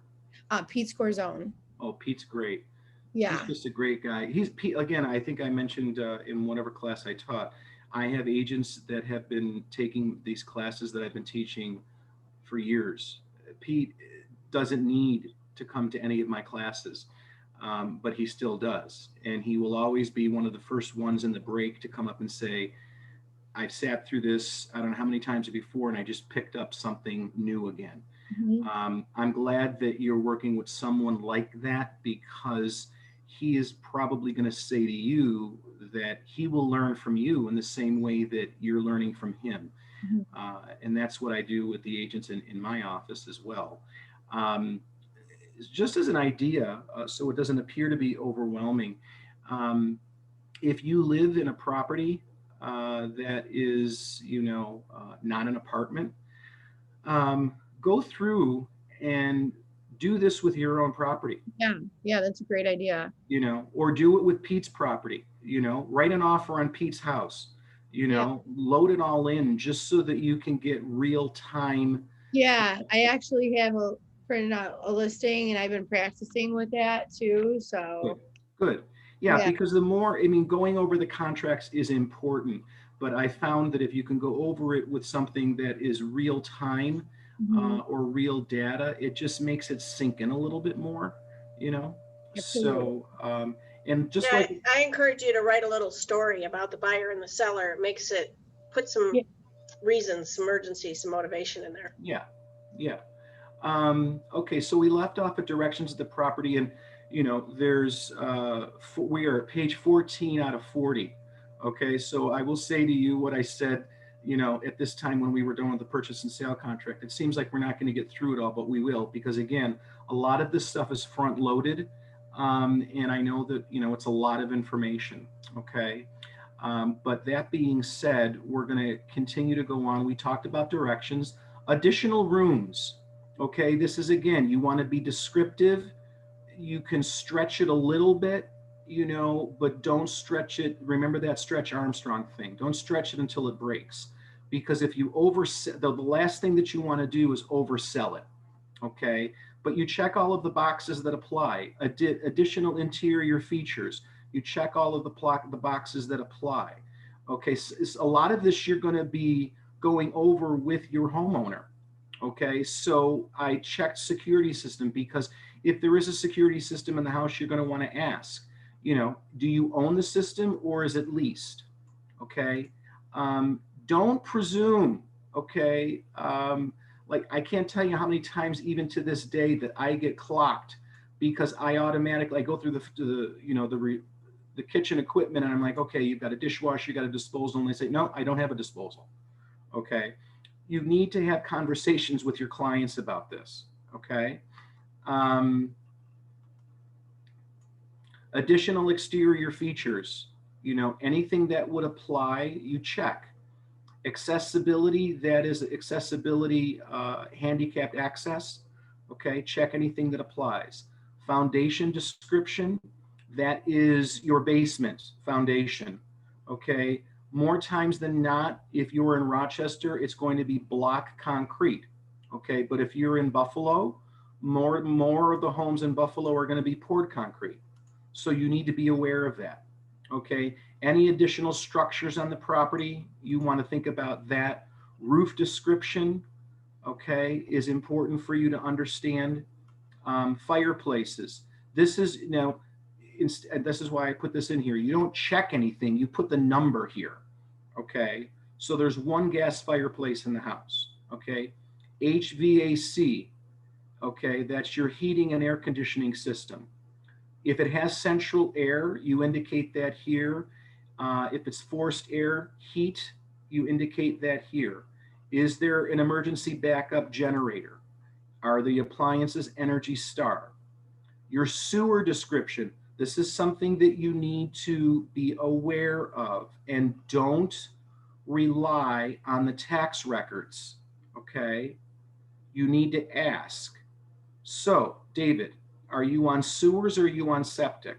Don't rely on the MLS. Don't rely on the tax records.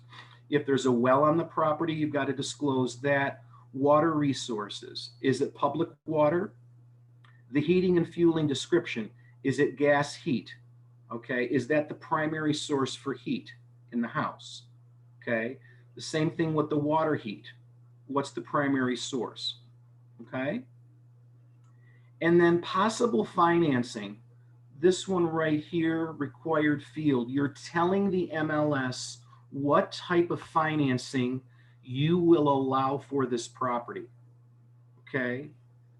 And you can put anything that applies. Cash, conventional, FHA, VA are going to be the most common. The assessed value here may not auto load. It didn't for me with David's property, but you get that from the tax record, okay, in the MLS. And then your county tax and your school tax and your village tax. All right. This is where your admin will verify the taxes for you. All right. And there's a sheet that you will give your admin when you give the admin the listing, and they will verify that for you. Okay. And then possession. Typically speaking, the possession is going to be at closing. Are you going to allow your property on the internet? You would check yes. Internet street address, yes. So that's that geo mapping that we talked about. Third-party commentary and blog, meaning that if a website has a blog feature, you're allowing your property to be put on their blog. AVM is automated value methodology. That is something that will basically tell the marketplace what the automated value could be, and whether or not you want to be a part of that. If you have a virtual tour that is unbranded, okay, meaning that it was done by a third-party vendor and it's not branded by Howard Hanna or by you, you would include the link there. If you have a branded virtual tour with your face or Howard Hanna, you would put it here. 3D virtual tour, that's very popular now, the Matterport technology, and then an aerial drone video, okay? You would put all of that information here, and then you would have your client sign it, and then you would sign it, okay? So that's the profile sheet. Any questions before we move on? Hearing none, I will move on to the seller's mandatory property condition disclosure statement. Okay, this document in and of itself is 6 pages. And here's what I need you to understand about the property condition disclosure statement, okay?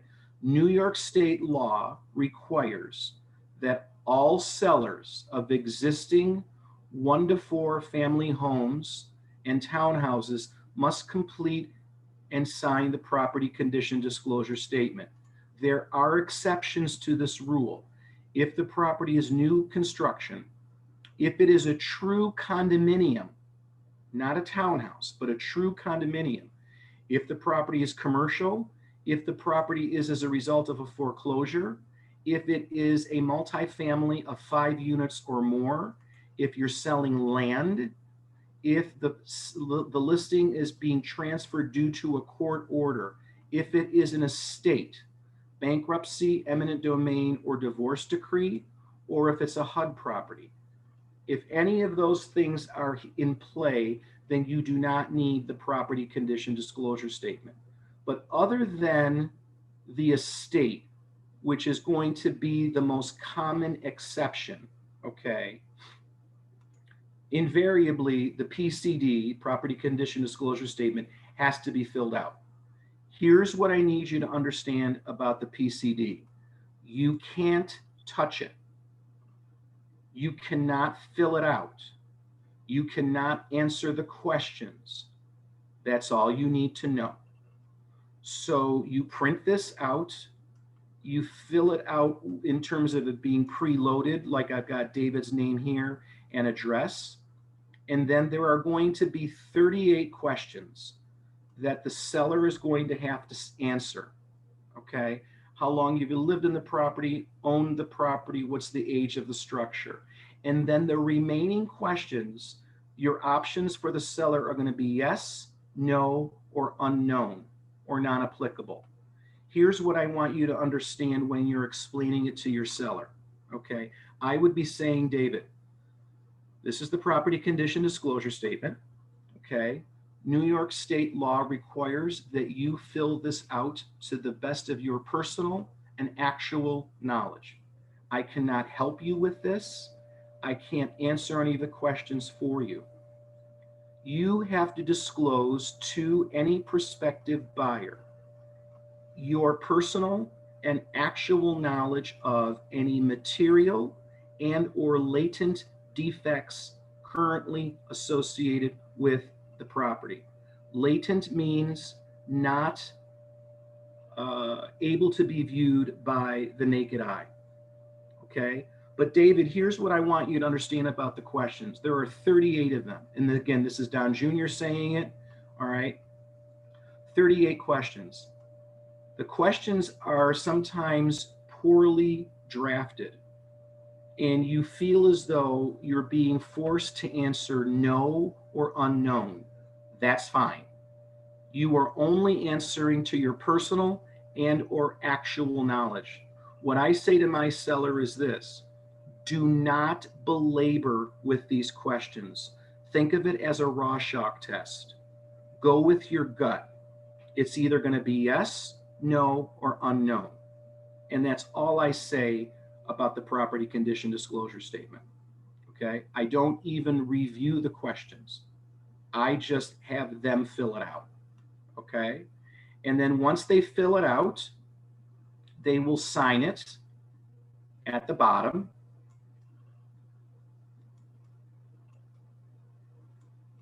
With their signature, and then you attach it to the MLS so that the buyer's agent can go ahead and print it out and have their buyer acknowledge it. Now, something that I need to disclose to you as well.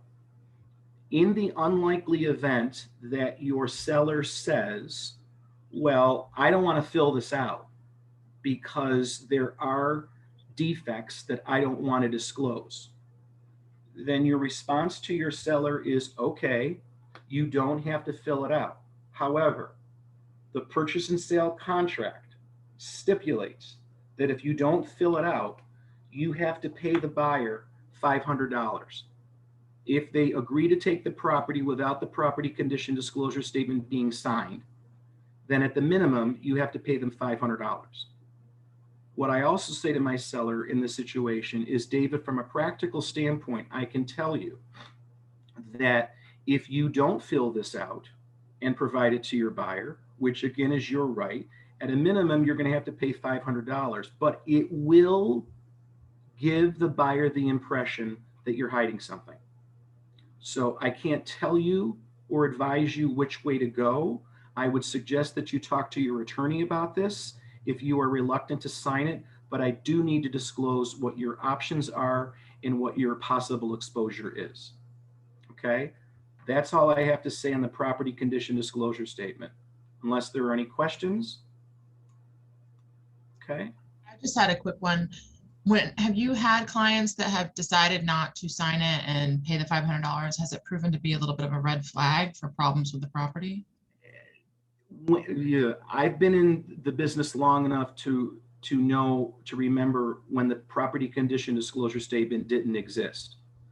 And I will say to you that I had 3, and that was within the first 2 years of the PCD coming to existence. And as with anything new, Jamie, the sellers were just a little bit reluctant. And because I was new to it as well, I didn't really know how to present this the best way to ease their mind and to get them to appreciate that they ultimately might be satisfying an immediate need or concern, but they're ultimately being detrimental to their future interests by not signing this. And I did have 3 sellers that did not sign it, and they had to pay the $500. Okay. one seller lost the sale of the house because because it was new. You know, you got to think about it. This was new and every buyer wanted to make sure that it was signed. Not every buyer, but a lot of buyers wanted to make sure it was signed, and we lost the sale as a result of it. Okay. I don't think that you're going to come into that too much. But again, it's all in terms of how you present it. I like to try to reduce things down to the ridiculous and minimize anxiety. And I think that if you present it the right way, you should be fine. Okay. The next, so we just got through 7 pages. All right. Because of that. The next form is the 100% money guarantee purchase application for the seller. All right. I want to share my screen. Well, I'm already sharing my screen. I want to do this. I want to show you, and Maggie will send this out.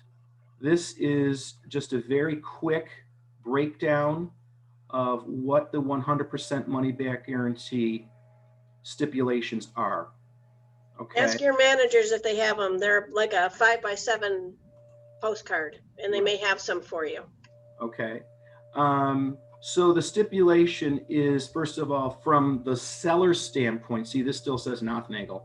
From the seller standpoint, any property that is between $75,000 and $600,000 is eligible for the program. Okay.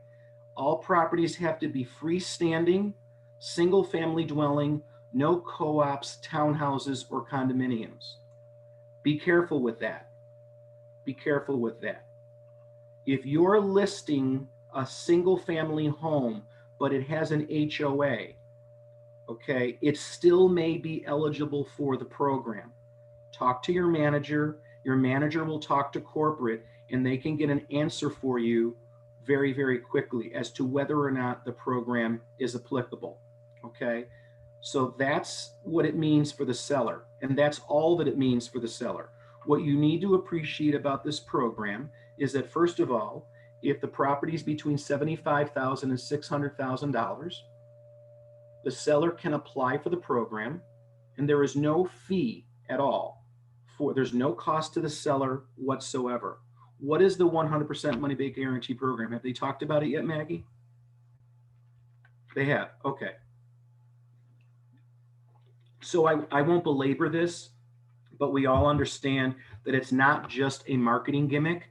This actually has legs, and it gives the buyer peace of mind to know that if after 6 months of living in the house, they don't like the house for any reason, okay, they can avail themselves of the 100% money back guarantee program.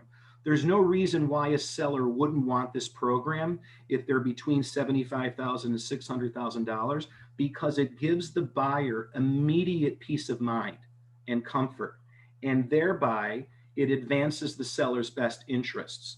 Why wouldn't a seller want to be part of a program that guarantees their prospective buyer 100% of the value of the home on resale if it doesn't cost anything to the seller?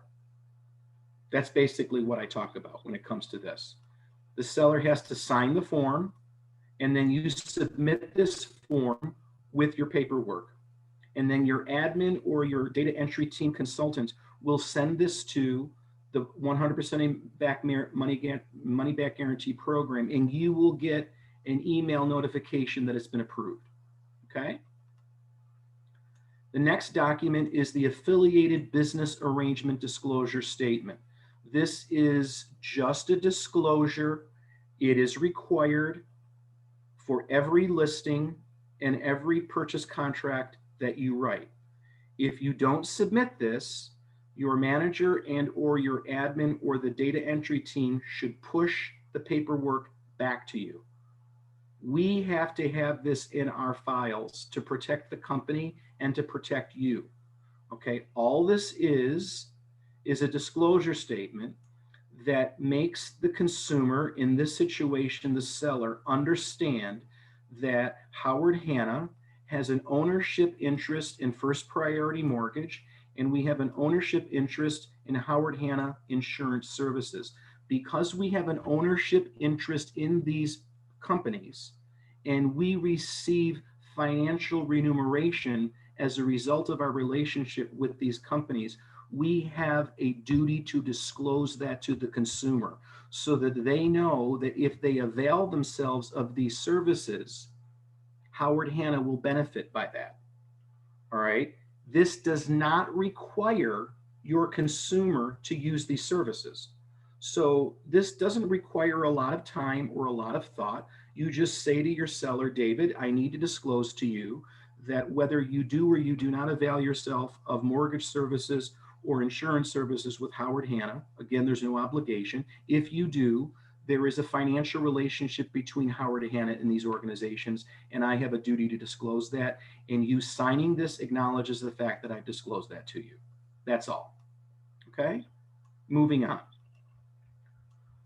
This document must be signed for every listing that you take. The home warranty and 100% money back guarantee program waiver. If for some strange reason, okay, you have not been able to show the value of the program of the 100% money back guarantee, and your seller doesn't want to be a part of it, which again, I don't understand how that could possibly happen, you need to have them sign a waiver. This is, for me, your last ditch effort to get them into the program. And I think that you need to underscore the importance of this document with your seller and say to your seller, David, I know that we discussed the 100% money back guarantee program and you've told me that you don't want it. I do need you in writing to waive that. I can't just rely on a verbal conversation because the company requires me to have you actually in writing waive your opportunity. You are disclosing and affirming the fact that it was presented to you and you are voluntarily waiving the program. The company sees the value in this program to be so important that they require me to have you waive it. When you present it that way, that should give the consumer pause to say, well, okay, then maybe I really should think about this. The same is true for the home warranty, okay? The home warranty is not the same thing as the 100% money guarantee program. The home warranty is just a warranty on the house and components of the house. And Howard Hanna has its own warranty program. You will present the home warranty to every seller. Whether you think it's valuable or not, it's valuable. All right.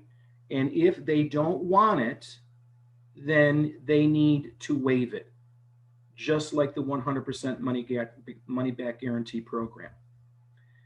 I'm a huge proponent in the warranty. All right. Huge proponent of the warranty. So much so that I put it in my listing packet. All right. It's automatically loaded. And this is the home warranty program. I'm not going to go through the minutia of it. Okay. But it's like a 10 to 15 page document.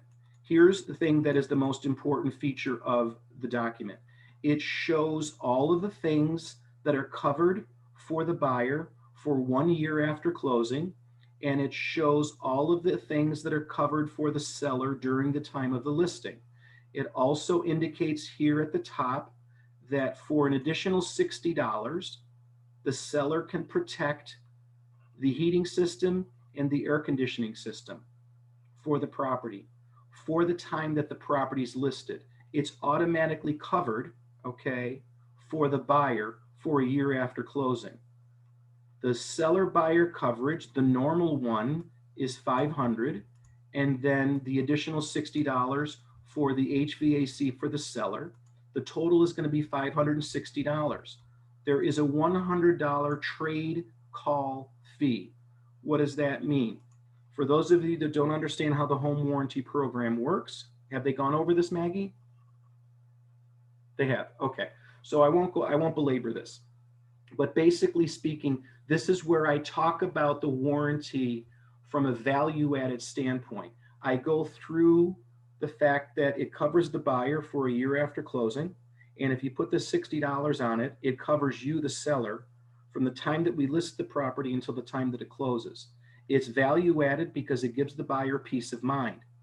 Okay. Remember, for those of you that were with me when we talked about the purchase and sale contract, okay, this is a great value added for a seller to pay for, because if we want the buyer to have a really good comfort level with the house, and we anticipate that the buyers there's going to be multiple buyers, okay, the seller spending $560 could very well help them receive an offer that is not subject to an engineer's inspection. Because if a buyer were to consider waiving their engineer's inspection, they would be more likely to consider waiving their engineer's inspection because there's a home warranty on the house, number one. Number two, old school real estate agents say something that is very, very inappropriate. They say to them, well, Mr. Seller, I understand that you're reluctant to make that investment into the property.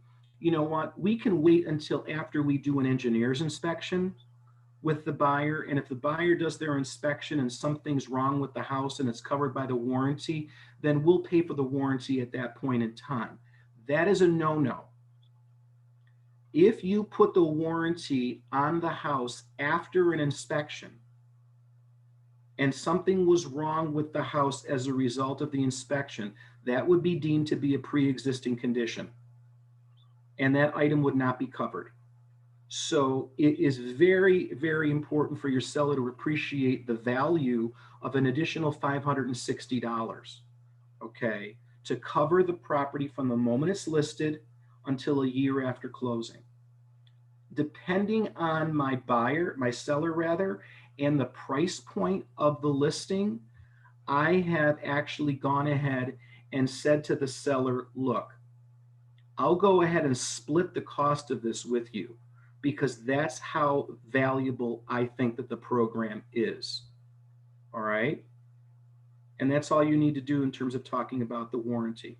Any questions about that from a strategic standpoint, from a general application standpoint? No? Okay. Yeah, I have a question. Oh, good. Hi, Shauna. Do we have to go through and to check that these items are all in good working order, say for the seller, before they sign up on this? I mean, what if they already know they have a bum water heater and, you know, some other issues going on that we don't see because we don't use them? Then, okay. So of course you would ask this question because it's a great question. First of all, Mike McKenzie is our HSA rep, our home warranty rep. Mike McKenzie will become your best friend. He is an invaluable resource to us. As far as I'm concerned, HSA can't pay him enough to stay with us because he's just phenomenal. He will give you his cell phone number. He will answer any questions that you have day or night. I'm only speaking as an agent, okay? Only as an agent. So I'm trying to say things the correct way here. If I feel that there might be something wrong with the house, okay, or that I know that the appliances are in disrepair or there's something going on, I would immediately recommend the warranty, okay? Because the warranty company at the time of application will not vet the property, VET. They will not ask the seller, okay? And this is why it's valuable, Shauna. They will not ask the seller as part of this application to say that all of the items that we are going to agree to cover are presently in good working order or condition. That is the risk that the home warranty company is taking, all right? And you can use what I just said to prove the value of the program. The warranty company, like any other insurance company, is playing the odds here. Okay. And they're basically going to take the property the way that it is, unless they are notified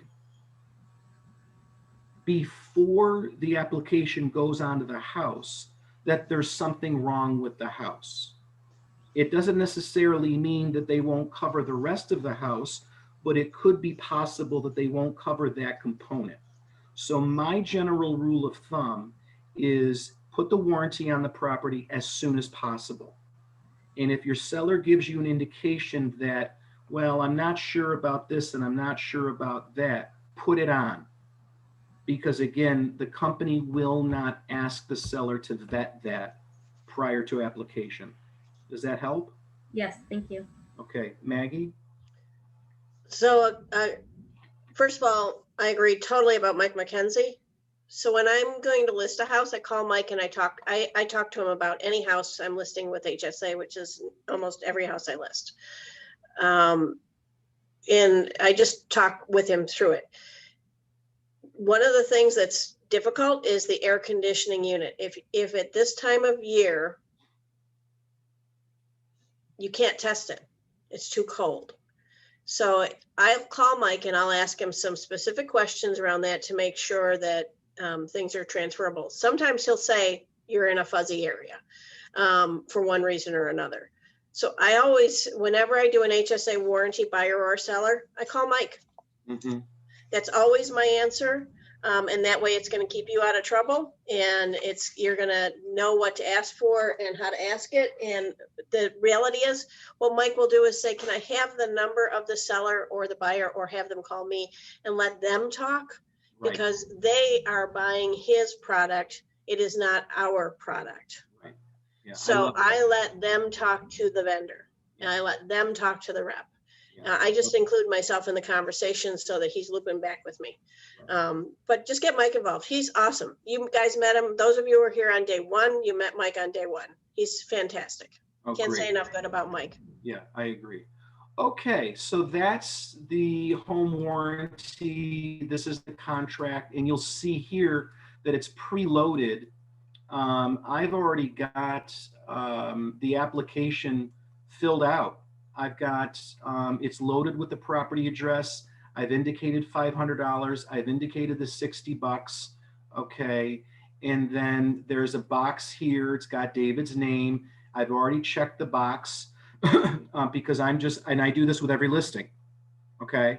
I've already got the seller and buyer coverage checked, and I'm ready for his signature. Here's what I do though with the listing presentation, with the documentation. I always leave behind the property condition disclosure statement and ask them to either scan it to me or I'll pick it back up when I take the photos, okay? And then I say to them, look, right now you don't have to make the decision about the home warranty. Here's all of the documentation, read through it, give Mike a call, talk to me.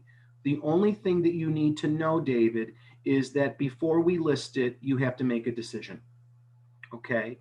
And if you change your mind, let's say that you decide not to put it on, but you to change your mind while it's listed, you can do that. That's absolutely fine. Just remember that we can't use this as a negotiation tool as a result of a property inspection. Okay. So those are the two things that I would leave behind: the property condition disclosure statement and the home warranty application. Okay. So now we are on page 3440. See, I mean, we just kind of like plowed through things here. That's kind of cool. So this is delayed showing and negotiations. Maggie, have we talked about this yet? Not a lot, because we'd like to do this here. Okay, perfect. So this is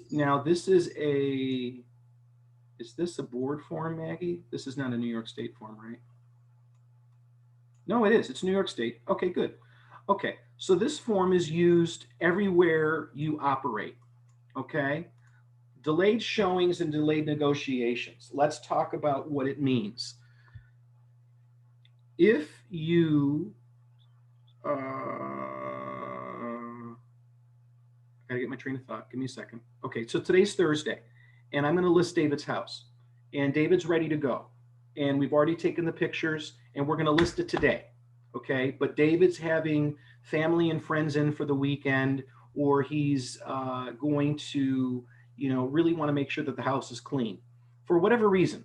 Okay, he doesn't want any showings on the house until such and such date. Okay, that's what delayed showings means, that he's not going to let anybody in the house until such and such time. This delayed showings and negotiations concept has been born out of the market that we are currently in. We're in a very aggressive seller's market. The idea being that you could take advantage of the property being marketed to the MLS and then all of the other consumer-based real estate websites, okay, from today until, let's say, next Tuesday. So you have the benefit of pushing the property out there. It's being marketed to the masses.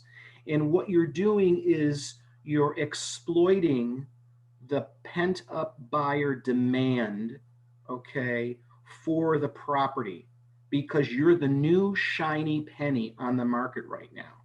And you're basically building up and building up and building up. It's kind of like, when you boil water, okay? It's a slow roll from Thursday, and then Friday it builds more, and more buyers are interested, and more buyers are interested, with the expectation that, boom, when you say that showings are available on Tuesday morning at 9, everybody's going to get into that house on Tuesday, because you're exploiting that pent-up buyer demand and energy, okay?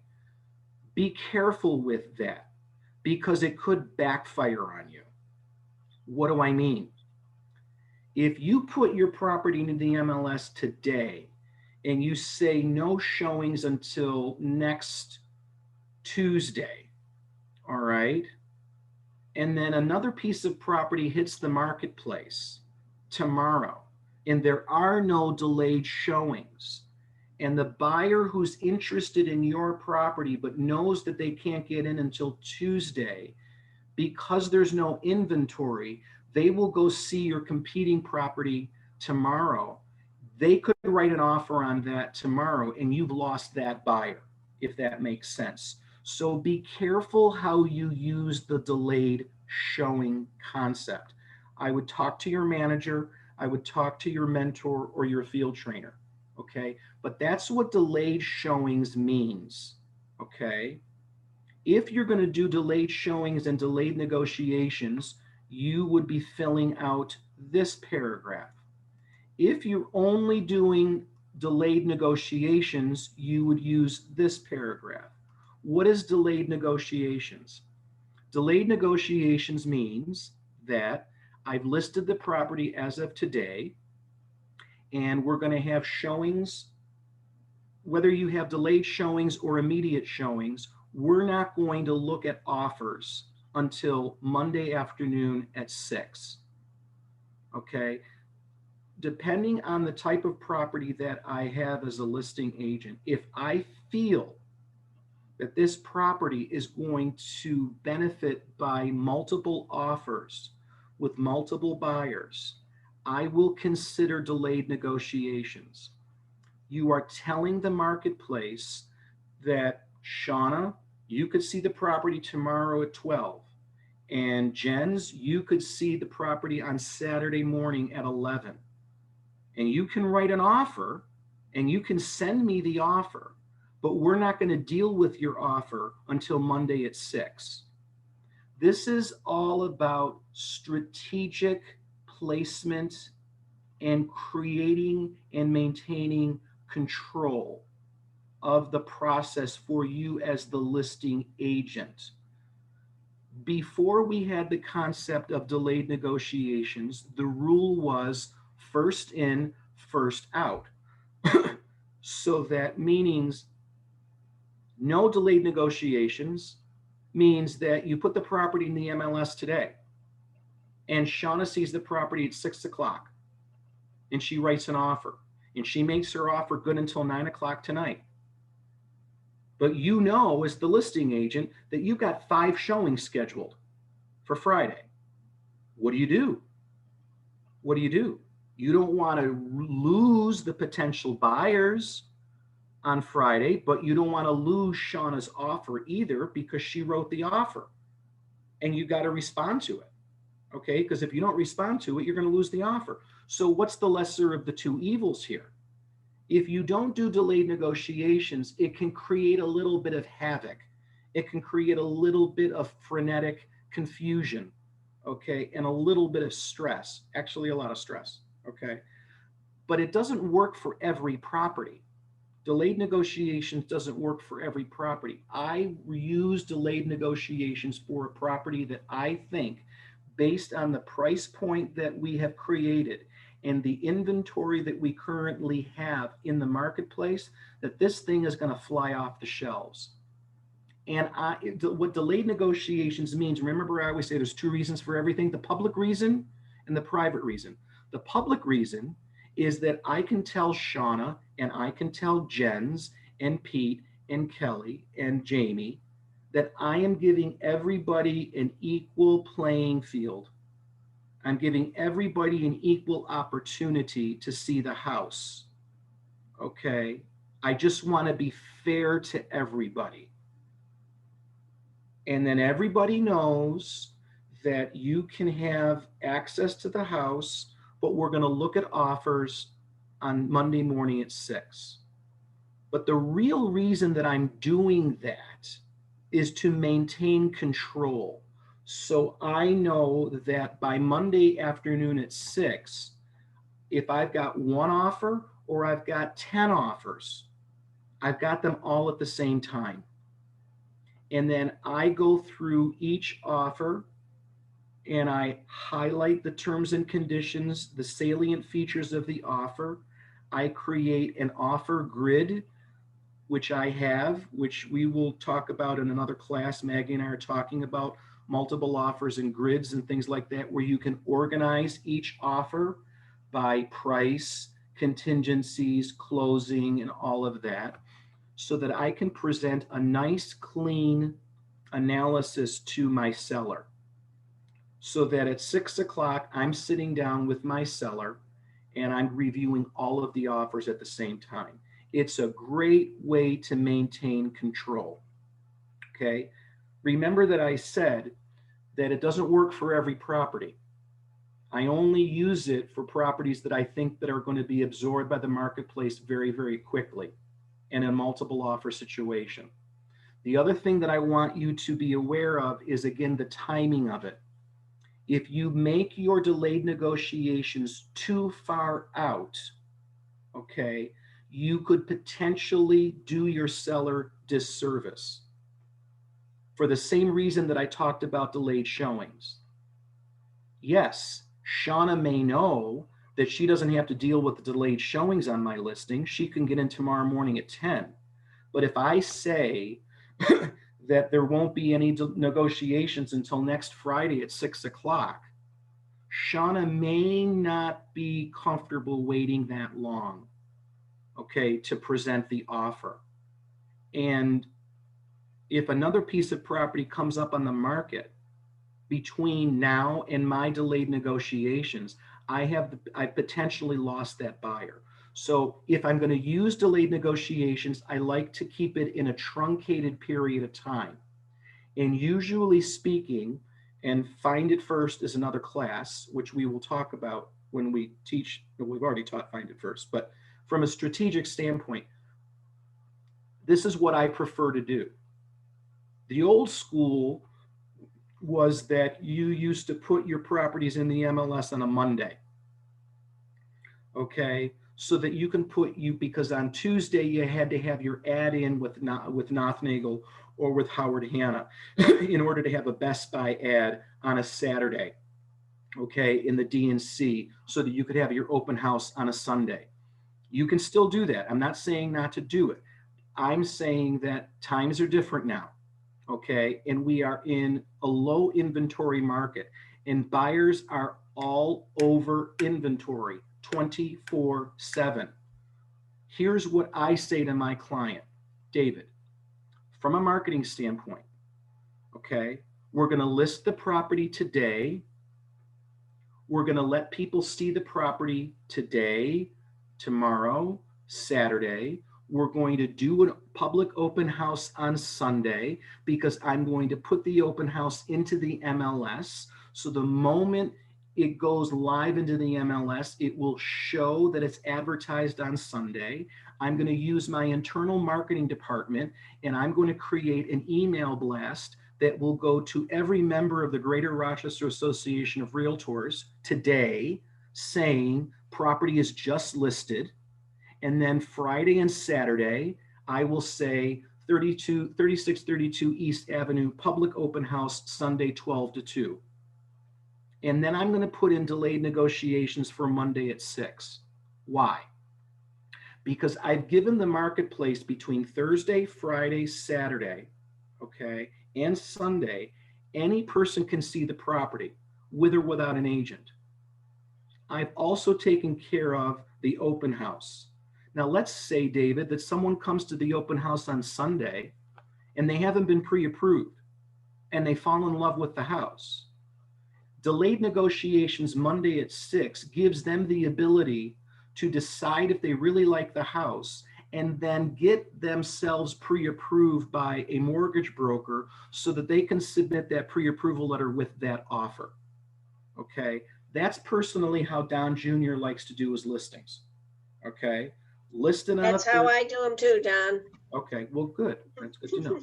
List them on a Thursday, showings Thursday, Friday, Saturday, Sunday, open house Sunday, offers due Monday. Questions, thoughts, comments on delayed negotiations, the form, the strategy behind it.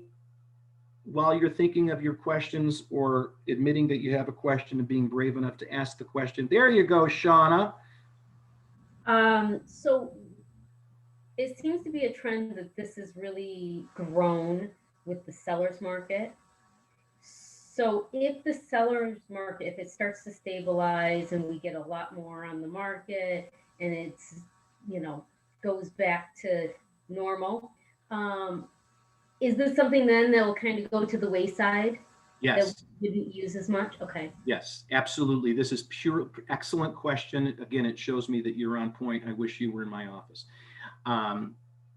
This is purely market driven. Okay. And this document is a result of New York State finally catching up with what agents were doing in the marketplace. But everybody had their own rule. Okay. And there was no common accepted denominator in terms of how we as agents were going to conduct ourselves unilaterally across the marketplaces. Okay. So that at least this puts everybody in the same playing field. Okay, in terms of how you do your business. But yes, it is purely market driven. Now, remember, I said I only use it for certain properties. If I feel as though that my property may not be absorbed that quickly, I may not use delayed negotiations. And here's why. Remember, I said when we were going through the profile sheet that you have to put delayed negotiations into the private and the public remarks. Here's the thing that you need to appreciate, okay? Basically, what you're doing by saying delayed negotiations is kind of like you're entering the marketplace like this. My house is the bomb. And because I know it's the bomb, okay, this thing's going to fly off the market. So I'm controlling when you submit your offer. That also could backfire on you. So be careful. Don't be too cheeky about it, because here's what could happen. What happens if Monday at 6 comes along, Monday at 2 comes along, and you got no offers?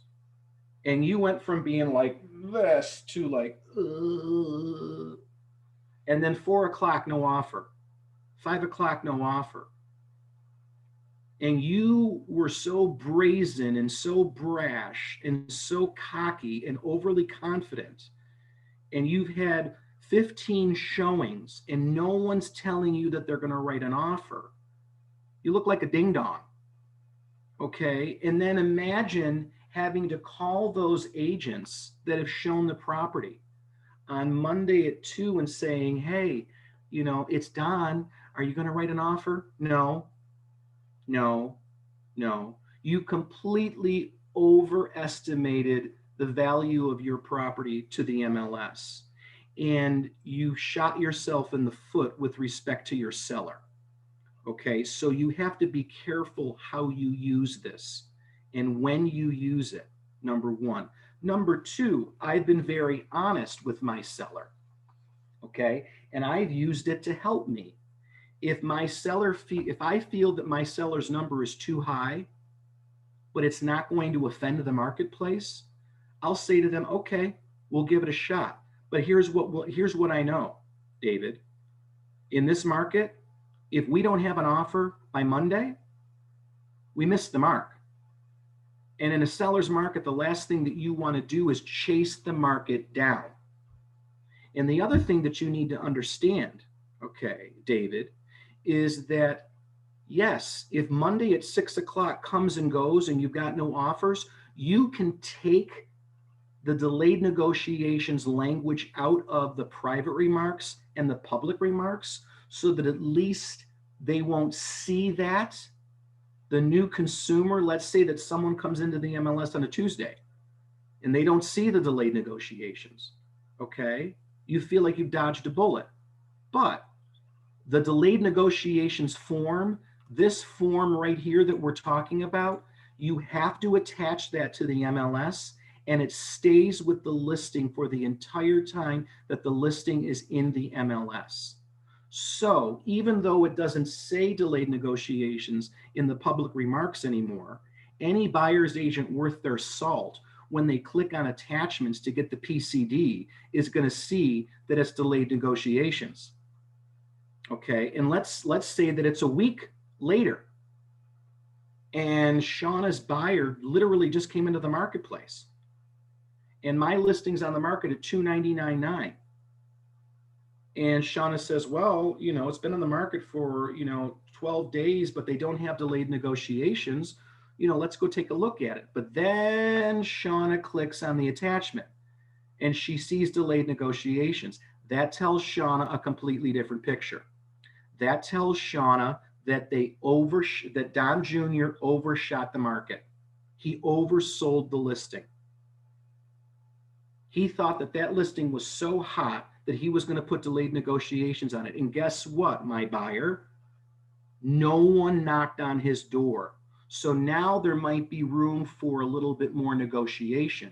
Maybe I'm not going to advise that you go in at full price. Maybe you can buy this for less than asking price. So that's what you need to be aware of when you're dealing with this. Okay. Questions, thoughts, comments on that? No? Okay. That's delayed negotiations and showings. This is the MLS change form. You need to use this form in conjunction with the delayed negotiations when you list the property.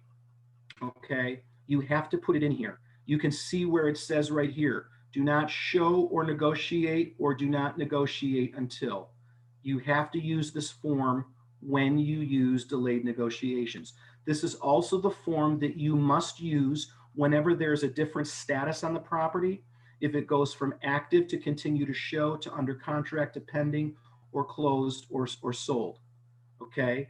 The most common time that you're going to use this form is when you change the list price. When you make a price adjustment, you have to have this form signed. Okay. If you just, I got you, Shauna, hold on. If you just go ahead and change the price, let's say that I have a conversation with David and it's Monday evening at 6 o'clock and I don't have any offers. Okay. And I go in and I say to David, we need to change the price to $275. And David says, okay, fine. And I just go ahead and do that, which I can as the listing agent. I've got access to my listing.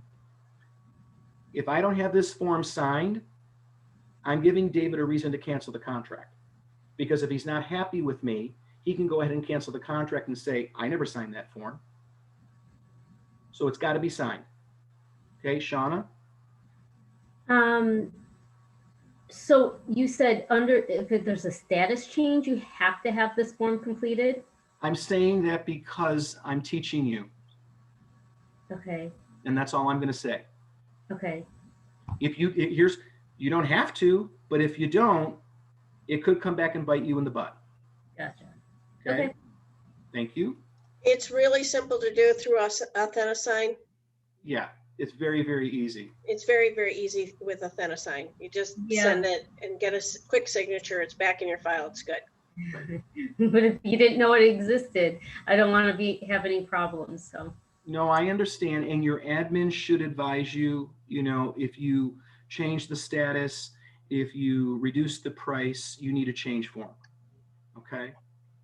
But excellent question. Estimated proceeds from sale. Okay. This is a very important document for you to be using as a new agent as well as an experienced agent. This will help you determine with your seller whether they have money left at the time of closing, okay? Or if they're upside down, or if they're not going to be able to pay you, all right? I'm going to talk about this in general principles. Okay, when it says sale price, as Don Jr., I always do worst case sale price. Okay, so if I said to David, my God, David, worst case scenario, this property is going to sell for $250,000. Worst case, there's no conceivable way that this property could sell for anything less than $250,000. That's my base. Okay, the brokerage fee is the full commission, whether it's 6 or 7% or whatever your regional standard is. Points. I don't like the word points. Don't even think about the word points. It's concessions. Okay. The concessions we've talked about. I would say, again, this is a worst case scenario situation. I would be putting in your industry standard of whatever your percentage for your commission is here, brokerage, your concession, I would usually put in 3%. Okay. Take 3% of the sale price and put it in there. And I would again repeat, David, I'm not saying that you're going to have to pay concessions, but we're looking at a worst case scenario situation. Transfer tax. Transfer tax, depending on where you are in New York State, is a dollar amount of the sale price. In Monroe County, the transfer tax is $4 per every $1,000 of sale price. So if you sell a house for $250,000, the transfer tax is $1,000. The transfer tax is something that is paid for by the seller. It goes directly to the state of New York. It does not go to Howard Hanna. It goes directly to the state of New York. It is a cost of selling your home. That's it. Okay. Your abstract or title search, I would be talking to your attorneys that you work with. Okay. Talk to your managers. It used to be that I used to put in here $500. Now I'm putting in $750. Okay, minimum. Okay, it's going to cost you on average, David, about $750. Okay, to have your attorney redate your abstract and do the title. Instrument survey.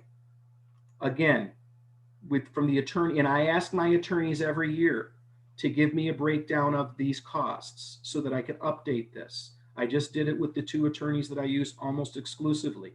Again, $750 on average for an instrument survey. Septic inspection, well inspection, usually it's just going to be septic and only if the property is subject to that, but septic inspection is usually going to run between $350 and $500. Okay, same thing with the well.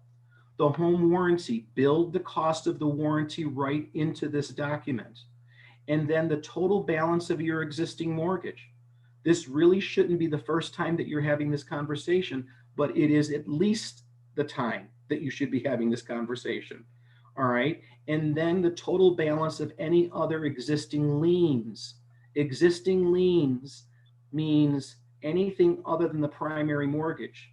It means a secondary mortgage. It means a home equity line of credit. It means if yeah, I've got the money, but to be honest with you, Don, I haven't paid my taxes, my real estate taxes in the last 2 years. Okay, you need to get that number. Okay, then you add all of them up and you get the subtotal. Okay, very easy. That's all. All right, sale price less subtotal of cost estimated of net proceeds. If this number is a negative, you have a problem. And then you have to ask David, so David, based on a worst case scenario sale price of $250,000 with the requisite expenses that we just talked about, you're short about $3,500. How are we going to handle that? Well, I've got the money. Okay, great. I'm going to talk to my manager, just make sure that we're on the same page and make sure that we can move forward. Okay. There are times where perhaps the manager, in consultation with senior management, may suggest, not necessarily require, but suggest that you take some money up front to be held in our escrow account with the brokerage, okay, to make sure that we've got the money, okay, to at least pay what? The brokerage fee. Questions, thoughts, comments on that? Want to say a couple quick things. So what, can anybody tell me what's the thing that agents, why they're most afraid to use this form? Because probably they don't know all the details and they Which don't know. detail in particular? I would say, I mean, probably transfer tax and It's the brokerage fee. It's a big number. Yeah. So this is where Don's dollar trick comes in handy. right. That brokerage fee, people are afraid for people to see the brokerage fee. They need to know the number anyway. But this is the big fear. And if you can't get this number out without fear, you may face some difficulties overcoming that objection. So Don's dollar trick that he showed you last week, this is great for that. Abstract and title can be very different from county to county. And if on an older house, if they've lost the original old abstract, it can be very costly to recreate into the thousands. So that's why Don's saying go back to your attorney. Septic inspections in my area, in Rochester, New York, in my 9-county area, on the east side of the county, we have the Finger Lakes. And there's a watershed district and someone from the town has to come out and there's a fee associated with that. On the west side, I like to call it the Wild Wild West. It's different. So check with your manager about septic and well inspections in your area. Any rural areas are likely to have one or both of those happen with some properties. So check to see what the fees are so you have an idea. And I like to circle with a red pen the word estimated. And let them know the actual numbers will come from their attorney at closing, that I don't provide those. This is just an estimate to see how we sit. Does that make sense, everybody? Yeah. All right, As far as so I'm concerned, one of the most important words here is the agent, okay, and their signature. When I was the manager of the Brighton office, this form is not required, okay, but I'm telling you to do this because if you get over the anxiety of what Maggie talked about in the beginning about talking about the brokerage fee, the rest of this is easy, okay, because these are fixed expenses. All of these expenses have nothing to do with Howard Hanna. Shauna?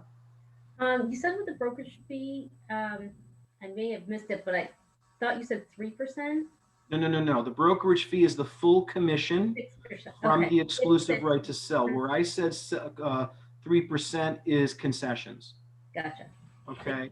And if I'm listing a house that's like over 250, I may not even put the concessions in there.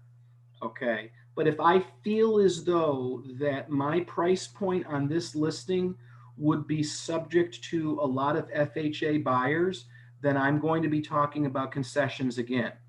All right. And I'm going to be putting it in here just again so it's a worst case estimate of what the client's financial reality will be at the time of closing.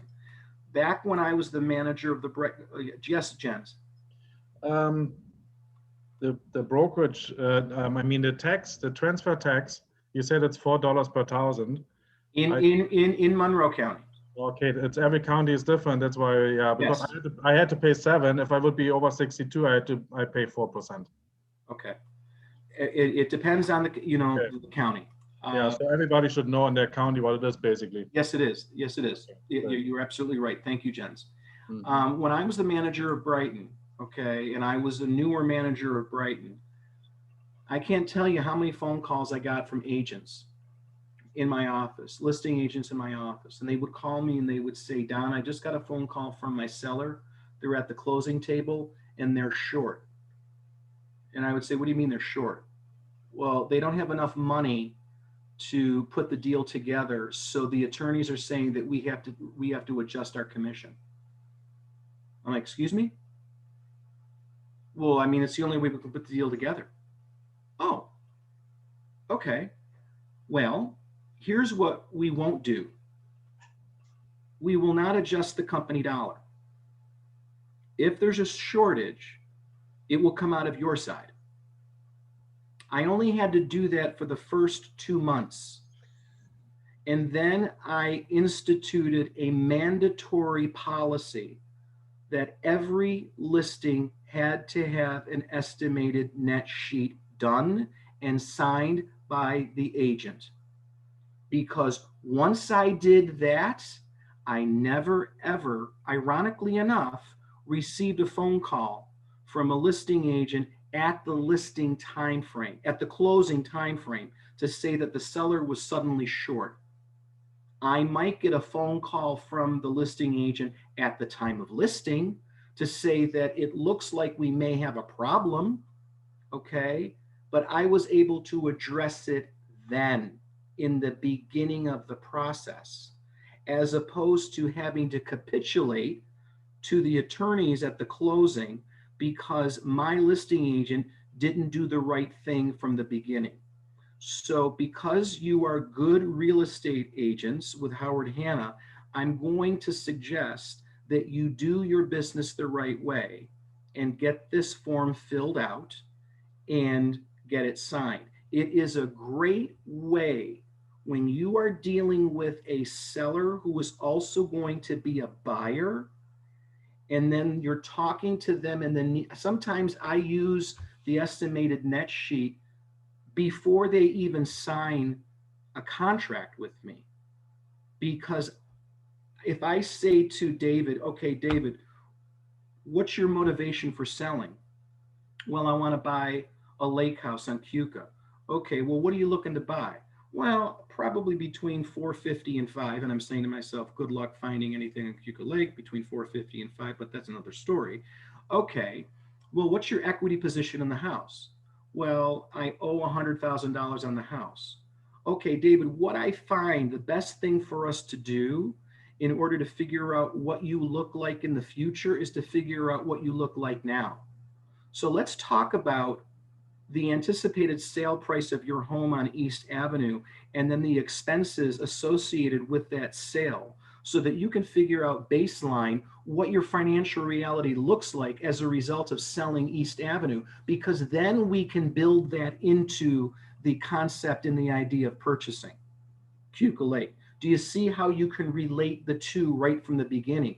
And this form is perfect to do that, because you're using the form as a guise to get them to understand how you can help them purchase. But what are you really doing from the beginning? You're making sure that you're going to get paid on the list side. So that's why using this form is very, very important. Okay. This is something that I put into my template just because I will invariably forget. Okay. In the Greater Rochester Board, there is a specific disclosure that you have to sign, have a seller sign if they live in Wayne County. That's all you need to know. If the property is listed in Wayne County, this form needs to be signed. Period. End of sentence. Okay. The last three forms are internal forms that you will use every time you list a piece of property. The first one is the customer registration form. Okay, you will fill this out with your client's information. And why are you doing that? You are securing this client in Howard Hanna's database as your client. Very important for you to do. All right, it's in your template that you would create for all of your listings. Okay.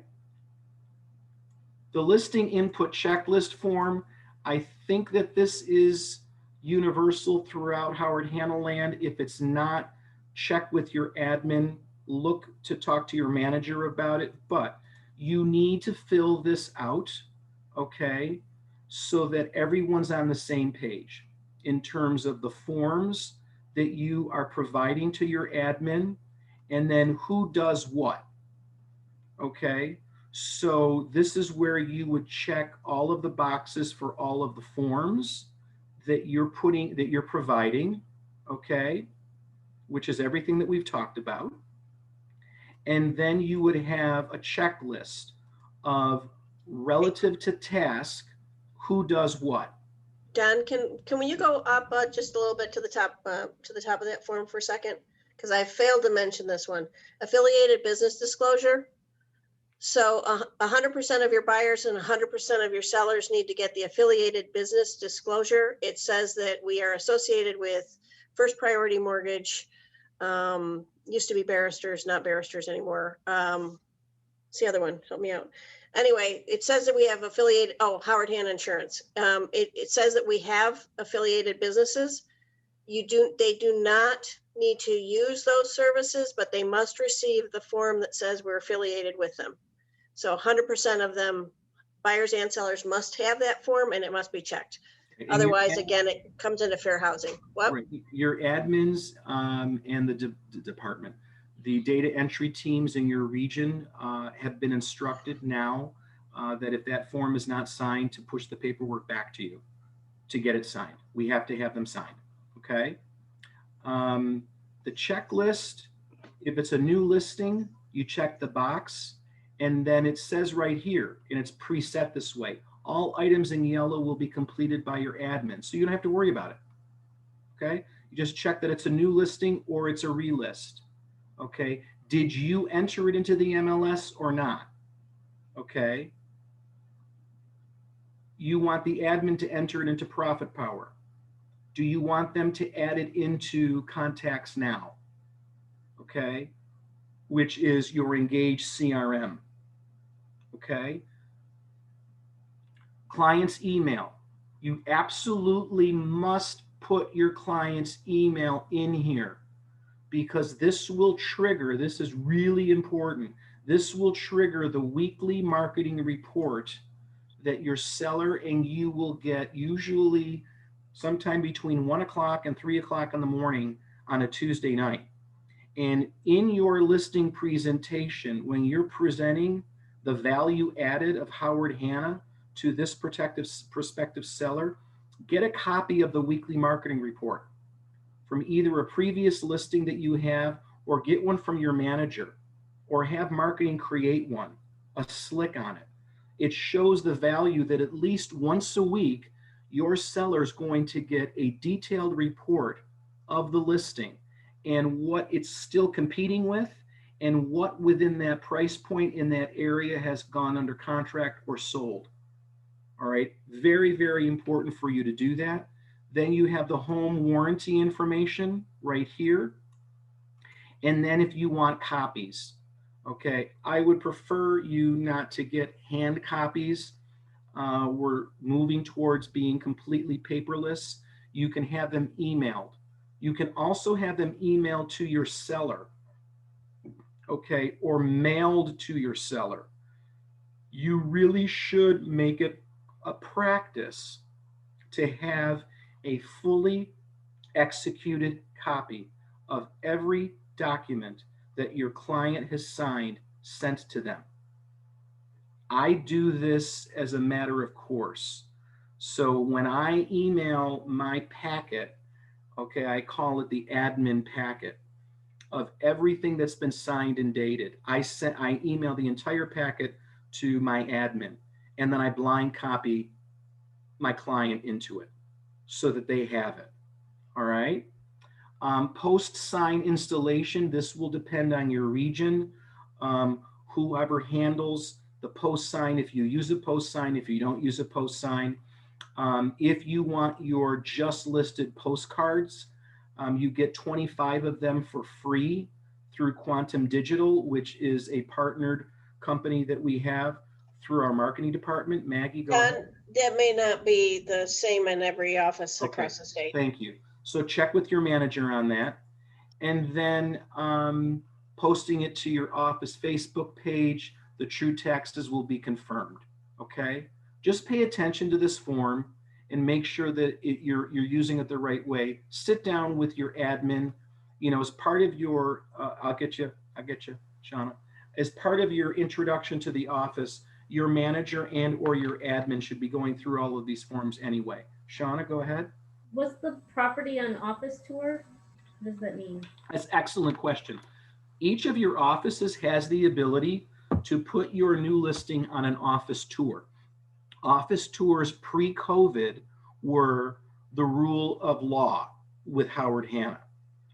It would be, depending on your office, the size of your office, the amount of inventory, like in the Brighton office back in the day, every Wednesday from 12 o'clock until 1:30, we would, as an office, tour all of our new listings. Or we would tour listings that had been in the market for 30 days and we need a price reduction. And I would talk about at the listing presentation and say to David, next Wednesday at 12 o'clock, I'm going to bring my office over to the house just to have them tour it and give us a sense of value and price and condition. It's one of the services that we offer. Okay, right now, because of COVID, your offices may or may not be doing that. Talk to your manager. Okay, but that's an excellent question. Thank you for asking it. And then the last form is the post sign form. This, I'm going to presume, is completely regional. It may be completely different in your marketplace. Just know that you should have a form or a process for sign installation at your office, and you need to talk to your manager about that. You need to talk to your admin about that, and then you need to talk to them about buying signs, ordering signs, and sign utilization. Okay. It is 12:17. I'm done. I'm at 40 out of 40 pages. Good done. Questions, thoughts, comments?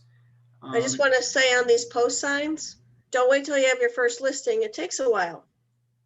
Yeah. Anticipate doing business. Get some signs. I ordered 4 signs. I ordered some riders. I ordered some open house signs. I ordered directional signs.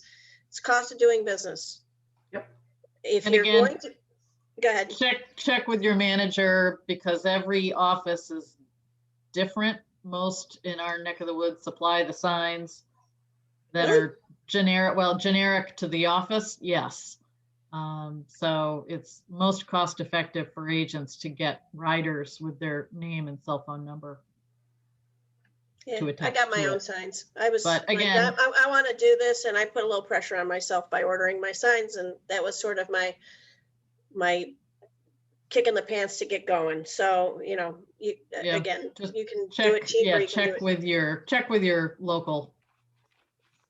yeah. Yeah, that should all be discussed as part of your welcome package to the branch and to the company in terms of internal forms and signage and floor duty and whether you have it or not and all of that. So that concludes my exclusive right to sell listing packet paperwork presentation. Thoughts, comments, questions? I know it was a long 3 hours and 20 minutes. Great explanation. Thank you very much. Oh my gosh, you're very welcome, Tim. Thank you. Thank you for participating. I'll say what I always say. We're here to help you in any way, shape, or form, whether it's me, Maggie, Jennifer, whether it's your manager, your mentor, your admin, someone else in your office. You're not alone. This is a lot of stuff to absorb. Do not feel overwhelmed. Save that feeling of anxiety and overwhelmness for when it matters, and that will be when you write your first listing or you write your first purchase offer, and that's when you can call us. But call on us day or night. I've asked Maggie to make sure that my email information and cell phone information has been provided to you. I live, eat, and breathe this stuff in terms of paperwork. Again, I like to try to facilitate the paperwork in such a way that it is strategically relevant and applied so that you can put yourself and your client in the best possible light. It's not designed to be perfect. You need to appreciate the perfection and the imperfection. And we will have more classes along these lines, and where I will go into more detail, where we break these things down, segment them so that we can really get into the minutia. And then I can talk about case studies and real-time practical applications where the rubber meets the road. And we invite you to join us at any time we offer these, because as you continue to do more business, the more relevant these classes and these concepts will be. They will be more relatable to you, and they will stick in your brain a little bit better. Okay.